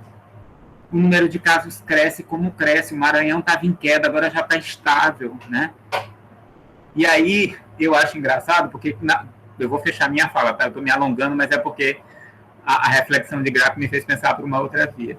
Você tem uma pessoa de 80 anos que é muito mais lúcida do que um jovem de 18 que arrisca essa possibilidade que ele tem de chegar aos 80 anos, porque ele não consegue compreender o que é o processo de envelhecimento. Ele não consegue ainda perceber o que é viver a vida, bem vivida, né? Entrar em contato com sua própria vivência, seu próprio elemento. Então, assim, eu queria colocar essa reflexão que você me fez pensar e fazer, né? De que maneira a negação do tédio, né, ela leva a uma naturalização em relação ao futuro. Porque, assim, a gente está sofrendo, sim. Mas ou você, né, tem uma propaganda que eu gosto muito, ou você usa máscara, ou você usa um respirador. Tá? Tem umas imagens assim, quem já foi meu aluno sabe, eu faria vivências no meio da rua. Eu chamaria a equipe do SAMU, pegaria senta bem aqui, bebê, deita bem aqui na maca. Bora botar bem aqui um alargador e um respirador, para tu entender o que está acontecendo. Porque eu acho que só pela vivência, muitas vezes, alguns vão entender. Porque já se naturalizou todas as opções que a gente tem de dizer, não faça isso.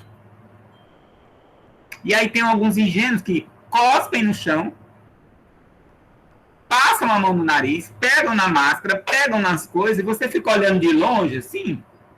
Falei assim, Jesus, é pior do que eu pensava. Então a gente chega a uma conclusão de que a gente tem uma humanidade completamente porca. A gente não pode falar dos indianos. Porque os maranhenses são tristes em relação aos cuidados, por exemplo. Então, se não houver uma consciência nesse sentido, né? Ou seja, eu me percebendo o que eu estou percebendo no tempo que eu estou percebendo, não vai dar. E aí, eu tenho colegas que são professores e coordenadores de escola e estão para ficar malucos com o retorno das crianças às escolas e como eles têm que manter essas crianças afastadas e toda hora fica. É como se o processo de naturalização estivesse acontecendo o tempo todo. Sabe aquela coisa, você está assistindo uma coisa e cochila, aí você acorda de novo, e cochila e acorda de novo, parece que está acontecendo isso. E os professores e os coordenadores estão sofrendo muito.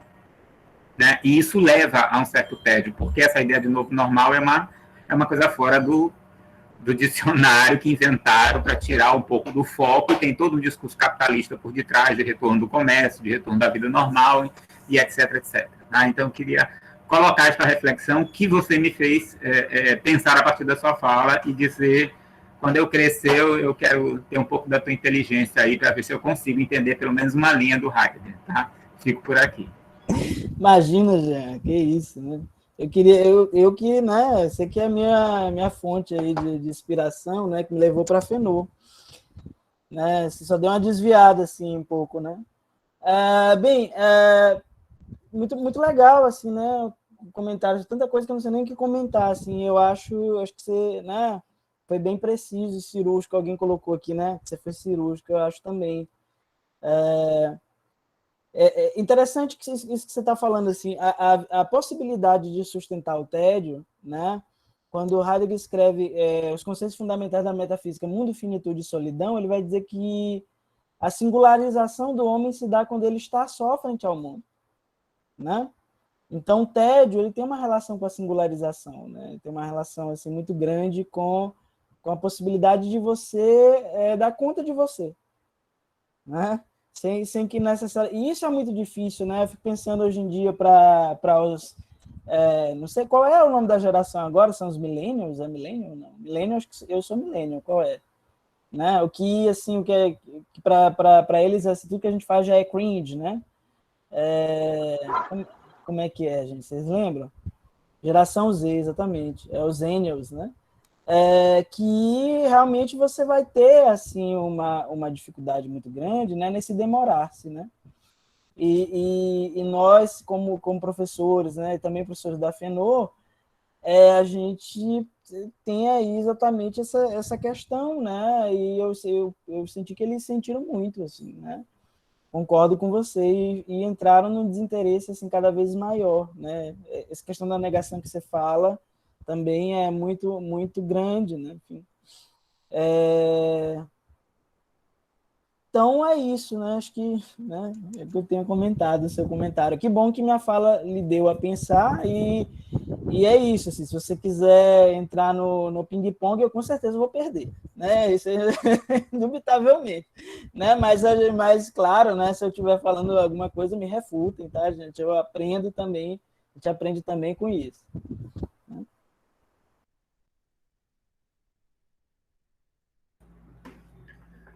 A Valentina levantou a mão, mas baixou. Não sei se ainda gostaria de... Eu quero que ela pare de comer esse açaí ou esse brigadeiro, porque tá me dando fome já aqui. Ai, ai. Oi, gente, boa tarde. Tá dando para ouvir direitinho? Sim, sim. Queria primeiro parabenizar o professor Graco, né? Como sempre, aqui fã de carteirinha, assistindo tudo. Uma excelente reflexão quando a gente para para pensar sobre o tédio. E eu queria pegar um pouco da fala do Anderson, que ele falou anteriormente, né? E esticar um pouco mais sobre isso. Quando o Graco falou sobre o Byung-Chul Han, sobre essa questão da produtividade, e me vem muito sobre o quanto até esse nosso próprio momento de não fazer nada, às vezes momento de tédio, ele está sendo muito marcado por isso, né? O quanto que o sistema capitalista está nos devorando até nesse sentido. Então, quando eu tenho o meu tempo livre, deveria ser um tempo de tédio, de eu, sei lá, me demorar sobre mim mesmo, sobre alguma outra coisa, na verdade eu estou ali mensurando quantas séries eu consigo assistir, porque eu tenho que fazer yoga no meu tempo livre, eu tenho que fazer tanto tempo de meditação, e eu tenho que, sabe, dar conta de tanta coisa nesse meu momento livre, né, que ele acaba deixando de ser um momento livre e sendo mais um checklist de coisas que eu preciso cumprir para manter aquele autocuidado, né? Então, isso me marcou muito, né? Como a gente não tem mais direito ao tédio, né? Porque no tédio a gente tem que fazer coisa, a gente tem que estar sempre produzindo para nós mesmos, né? E, enfim, isso me faz pensar bastante por essa via. Era só isso, era só um comentário para fazer. Se quiser falar alguma coisa, Graco, sobre isso. Não, acho que com certeza, né? Assim, eu acho assim que é interessante a sua fala, né? Porque assim, a questão do autocuidado, né? Essa semana eu estava lendo uma entrevista falando exatamente sobre isso, né? Como que o autocuidado acaba ficando novamente, né, num discurso mais uma vez neoliberal, de que nós temos que cuidar da nossa saúde mental, né? Então, há toda uma... E, de fato, temos, mas, de fato, a gente vê isso como um elemento bastante individual, né? Como se fatores sociais, etc., não tivessem em jogo, em questão, né? E aí a gente vai trazendo exatamente essas práticas e criando, novamente, aí a gente vai criando novos elementos aí do checklist, né? Vai colonizando, capitalizando e quantificando e mensurando e entrando novamente, né, numa dinâmica produtiva em que até a minha parada ela é um recurso para eu voltar, e quando voltar está mais produtivo. Né? Até a parada acaba entrando nessa lógica, né? Até o tédio acaba entrando nessa lógica. Não fazer nada para poder, quando fazer algo, fazer melhor. Né? Certo, muito bem. Alguém levantou a mão rapidamente, acho que foi o Adriano, não sei se você gostaria de falar. Sim, o Adriano. Adriano? Está sendo possível me ouvir bem aí? Sim, está ótimo. Aqui está ótimo para mim. Abri 2 parênteses aqui, né? Primeiro era comentar sobre a referência que a Isabela citou, né, do Nostalgia, do Tarkovsky, filme maravilhoso, né? Que naquele caso ali do filme em si, né, é uma nostalgia de uma terra natal, né? Um solo familiar que o personagem sente ali, e no caso ele é exilado da Rússia, né? E no caso também ele está refletindo ali uma frustração do próprio Tarkovsky, né? Então essa nostalgia de algo que é familiar para a gente, algo que me pertenceu, né? Com o qual eu me identificava, né? Acho que isso traz essa nostalgia, quando é perdido, né? Quando nos é privado, né? De sentir. Agora, em relação à comunicação do Graco, né? Eu acho me traz uma perplexidade o quanto de início e na maior parte do tempo essas 2 tonalidades afetivas primordiais, elas trazem um tom tão pejorativo enquanto o mundo ôntico, né? Angustiar-se e entediar-se. São 2 expressões, são 2 tonalidades afetivas que as pessoas fogem constantemente, né? Angustiar-se é algo assim completamente ruim, completamente horrível, até que você se desvele que aquilo ali, na verdade, está significando um encontro com o seu caráter de nadidade, né? Com o qual você pode vir a se singularizar, né? Mas, assim, retornando ao tédio, que é o cerne da questão, eu percebo muito isso durante algumas reflexões minhas, né? Foi de uma fala da Cristiane Matar, que foi a respeito de um dos momentos que você pode sentir esse tédio de uma forma quase que tácita, esse tédio mais profundo, né? É quando você passa por uma avenida que costuma ser muito movimentada, e naquele momento que você passa por ali, ela está geralmente vazia num dia de um feriado, por exemplo, você sente ali um baque, assim, sabe? Eu acho que é mais ou menos o que a maioria das pessoas sentem também aos dias de domingo, quando existe aquela suspensão da maior parte das ocupações cotidianas, não todas, claro, infelizmente o capitalismo não deixa a gente se entediar como deveria, mas é interessante como as pessoas, principalmente eu vejo, o professor Jean comentou feirinha, né? A feirinha é um grande válvula de escape nos dias de domingo aqui em São Luís hoje em dia, para escapar desse tédio que acomete, né, o ser, né, esse tédio dominical, né? E daí eu percebo essa precariedade dessa condição de se relacionar com esse tédio mais profundo, que em algum momento ele vai aparecer. E é justamente esse desespero, né, se desesperar-se com a possibilidade de um tédio que faz com que a gente, por exemplo, caia no uso nocivo de substâncias químicas, né? Caia no uso nocivo também de várias outras possibilidades de escapismos, dizendo em uma linguagem a grosso modo, né? E o que eu gostaria de tentar tecer agora num comentário seu, Graco, seria como compreender a possibilidade positiva de refletir nesse tédio profundo que nos acomete. Né? Só o pessoal hoje tá com gás, tá com gosto. Vamos lá, né? E é para 2 horas. Né? Assim, olha, Adriana, assim, muito legal a sua fala. O Heidegger em Conceitos Fundamentais da Metafísica, né? Eu não assisti esse filme do Tarkovsky, não consigo me atualizar de todas as coisas cultas, né? Assim, o Tarkovsky é uma nova, né? Um novo diretor cult, né? Então aí você tem que assistir o Tarkovsky, ler o Dostoiévski, aí entra no produtivismo acadêmico, né? Dos cabeçudos aí, né? De humanas, mas não consegui ainda. Mas é interessante você falar isso, porque nos conceitos fundamentais da metafísica ele vai falar exatamente isso, né? Filosofar é estar com saudade de casa, é ter saudade da terra natal, né? Então filosofar é estar em casa em qualquer lugar, né?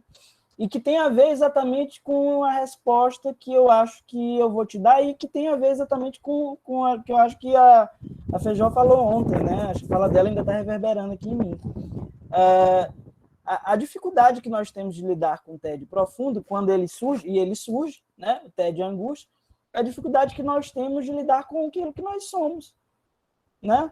É a dificuldade de lidar com a nossa própria precariedade, né? Com a dificuldade de nós lidarmos com a nossa própria, o nosso próprio caráter esburacado assim, do nosso existir. Isso é muito interessante, porque assim, algumas situações que a gente tem, né? O que está em questão não é só assim o ôntico, é também o ontológico. Uma vez eu fui dar aula no seu, eu estava com, de repente peguei, não comprei camisa na pandemia, né? Assim, roupas novas, enfim. E aí fui dar aula, quando eu percebi tinha um buraco, né? Assim, do lado do bolso, né? E aí eu, puta, que merda, né? Esse professor da fenomenologia é o mais liso aqui do seu. Não vou escolher essa abordagem, né? Pensei que, né? E aí, né, bem, o que acontece? No início eu fiquei muito incomodado e tentei esconder, né, em alguma medida. Eu pensei assim, peraí, eu sou um professor heideggeriano, né? Esse buraco, ele diz exatamente assim, de um buraco que somos, né? Desse, de algum modo, fundamento nulo que nós também somos, né? Que, de algum modo, diz aí da capacidade de nós lidarmos também com a nossa precariedade, né? E conosco, né? Eu acho que é por aí, né? Acho que essa é uma das possibilidades de sustentar, né? Não para a gente ficar parado assim. O Heidegger, isso é muito interessante. Quando o Heidegger fala de ser para a morte, angústia, essas coisas, ele não fala que isso é para a gente ficar parado, né? Pensando assim, ai meu Deus, eu vou morrer, né? Caramba, e agora e tal. Ele fala que isso é para, de algum modo, a gente poder se movimentar naquilo que de fato faz mais sentido, né? Naquilo que de fato, né? Inclusive ele, nos conceitos fundamentais da metafísica também ele fala isso, né? Quando eu falo da morte, as pessoas me interpretam muito mal. É impossível você viver só pensando na morte ou só entediado, né? Mas quando vem, como é que eu sustento essa experiência, né? Eu tenho pensado que é por aí, né? Não sei, né? É uma resposta possível, né? Lidando com o caráter, né? Finito, esburacado, precário, que somos, olhando para isso e dizendo, ok, sou isso também. Sou minha potência, mas também sou isso. Muito bem. Mais alguma questão? Alguém gostaria de colocar mais alguma coisa?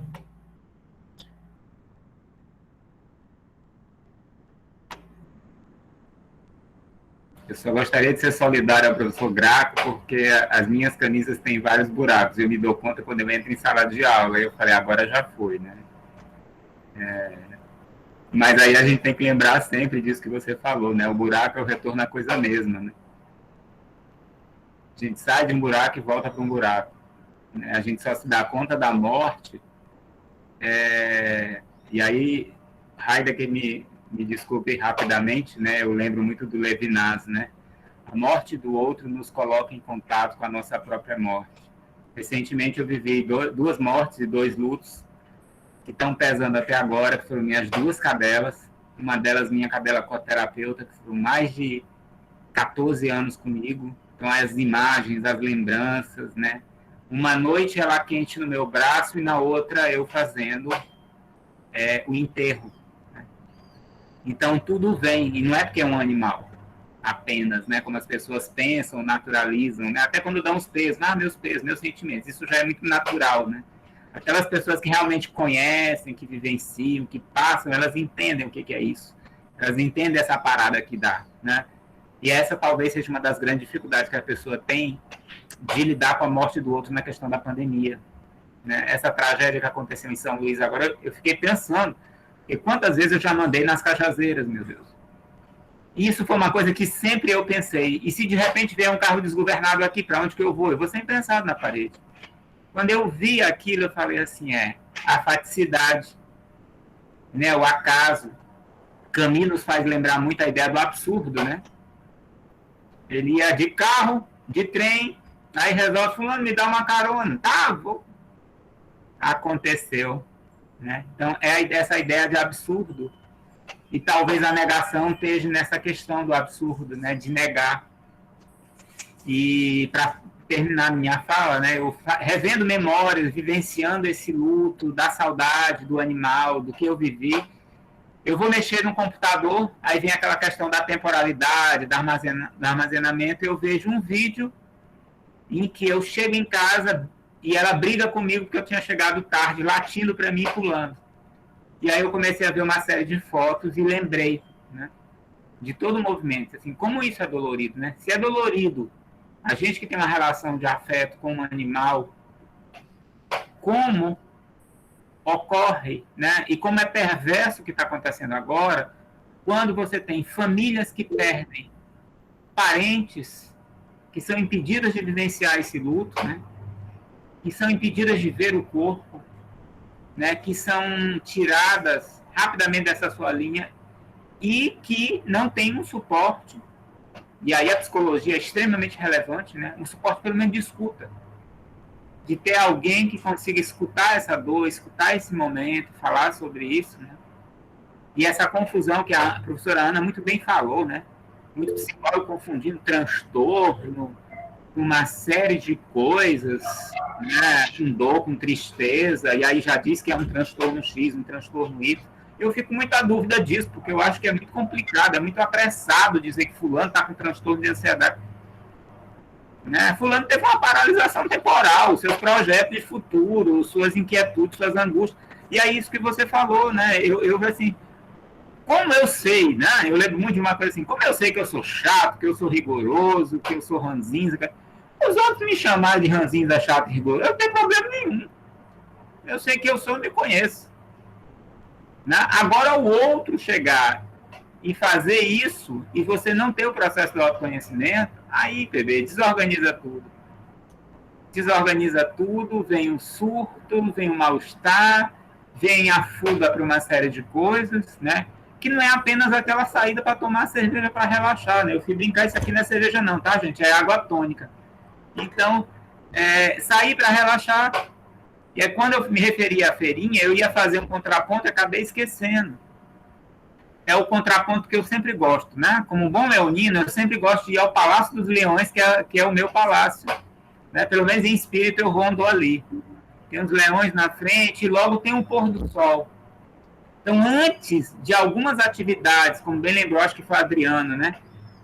Existirem, as pessoas iam ver o pôr do sol, iam contemplar aquilo, iam conversar, tirar foto. O sol era o mais importante. Isso me chamou muita atenção. E aí eu fui para lá para vou na Praça Dom Pedro II, porque eu quero ver o pôr do sol, adoro aquele lugar, adoro, né? Quando eu podia tomar uma magnífica, ficar ali só vendo o pôr do sol, o barulho dos passarinhos, é maravilha, né? É nostálgico, mas é também rejuvenescedor no sentido assim, tem mais um dia, acaba um, mas tem mais outro. E aí você olha para o lado, você vê as pessoas movimentando, e infelizmente o Guilherme Messes tem muita razão quando ele fala desse escape que as pessoas têm apenas para as substâncias psicoativas, dentre elas o álcool. Né? As relações sociais mediadas sempre pelo álcool. E isso é muito preocupante, porque num cenário que a gente tem, né, de tédio, de privação de liberdade, e a gente poderia dizer que as psicopatologias aparecem quando há privação de liberdade. Né? E se esse sujeito não dá conta disso, fica mais difícil. Eu moro numa casa que é relativamente grande. Então, se eu quiser enlouquecer, eu saio correndo a casa toda. Mas alguém que mora num kitnet, alguém que mora num apartamento com várias pessoas, que não consegue vivenciar o seu próprio espaço privado. Então, a gente tem uma série de coisas acontecendo aí, né, que mobilizam essas pessoas de maneira diferente. Né? E quando o luto acontece, ela se dá conta, como diria Russell, né, com um fenômeno puro,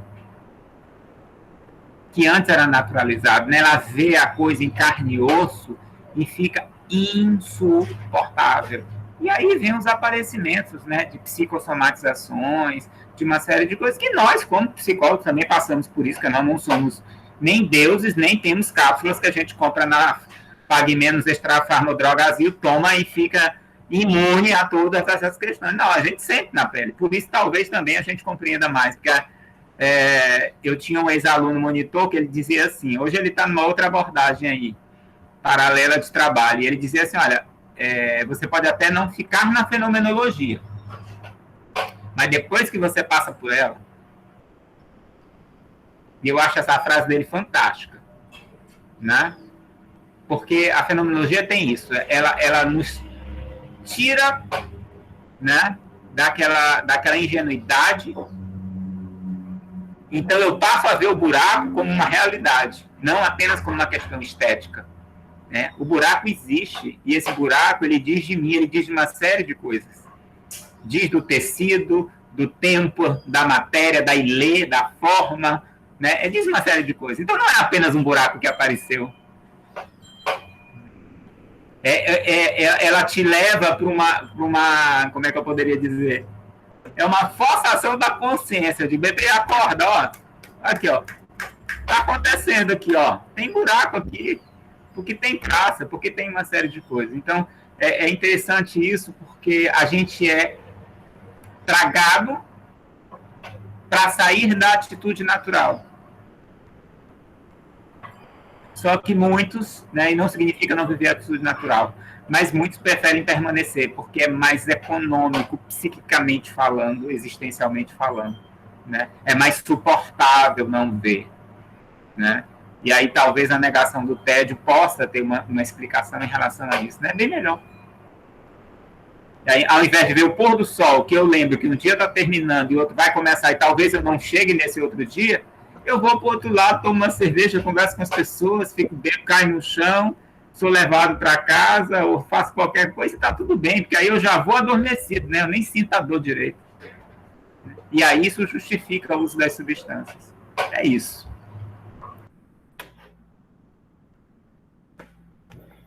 Muito bem. A gente chegou aí a 2 horas, né, de conversas. Eu disse.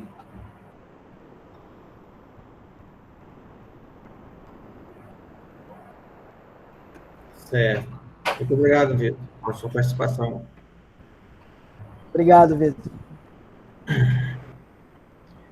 Então, gente, mais alguma coisa? A gente pode concluir.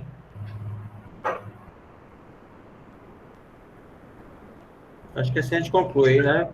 Professor Graco, professor Jean, demais, muito obrigado pela participação. Lembrando que às 19 temos a palestra da professora Denise. Então,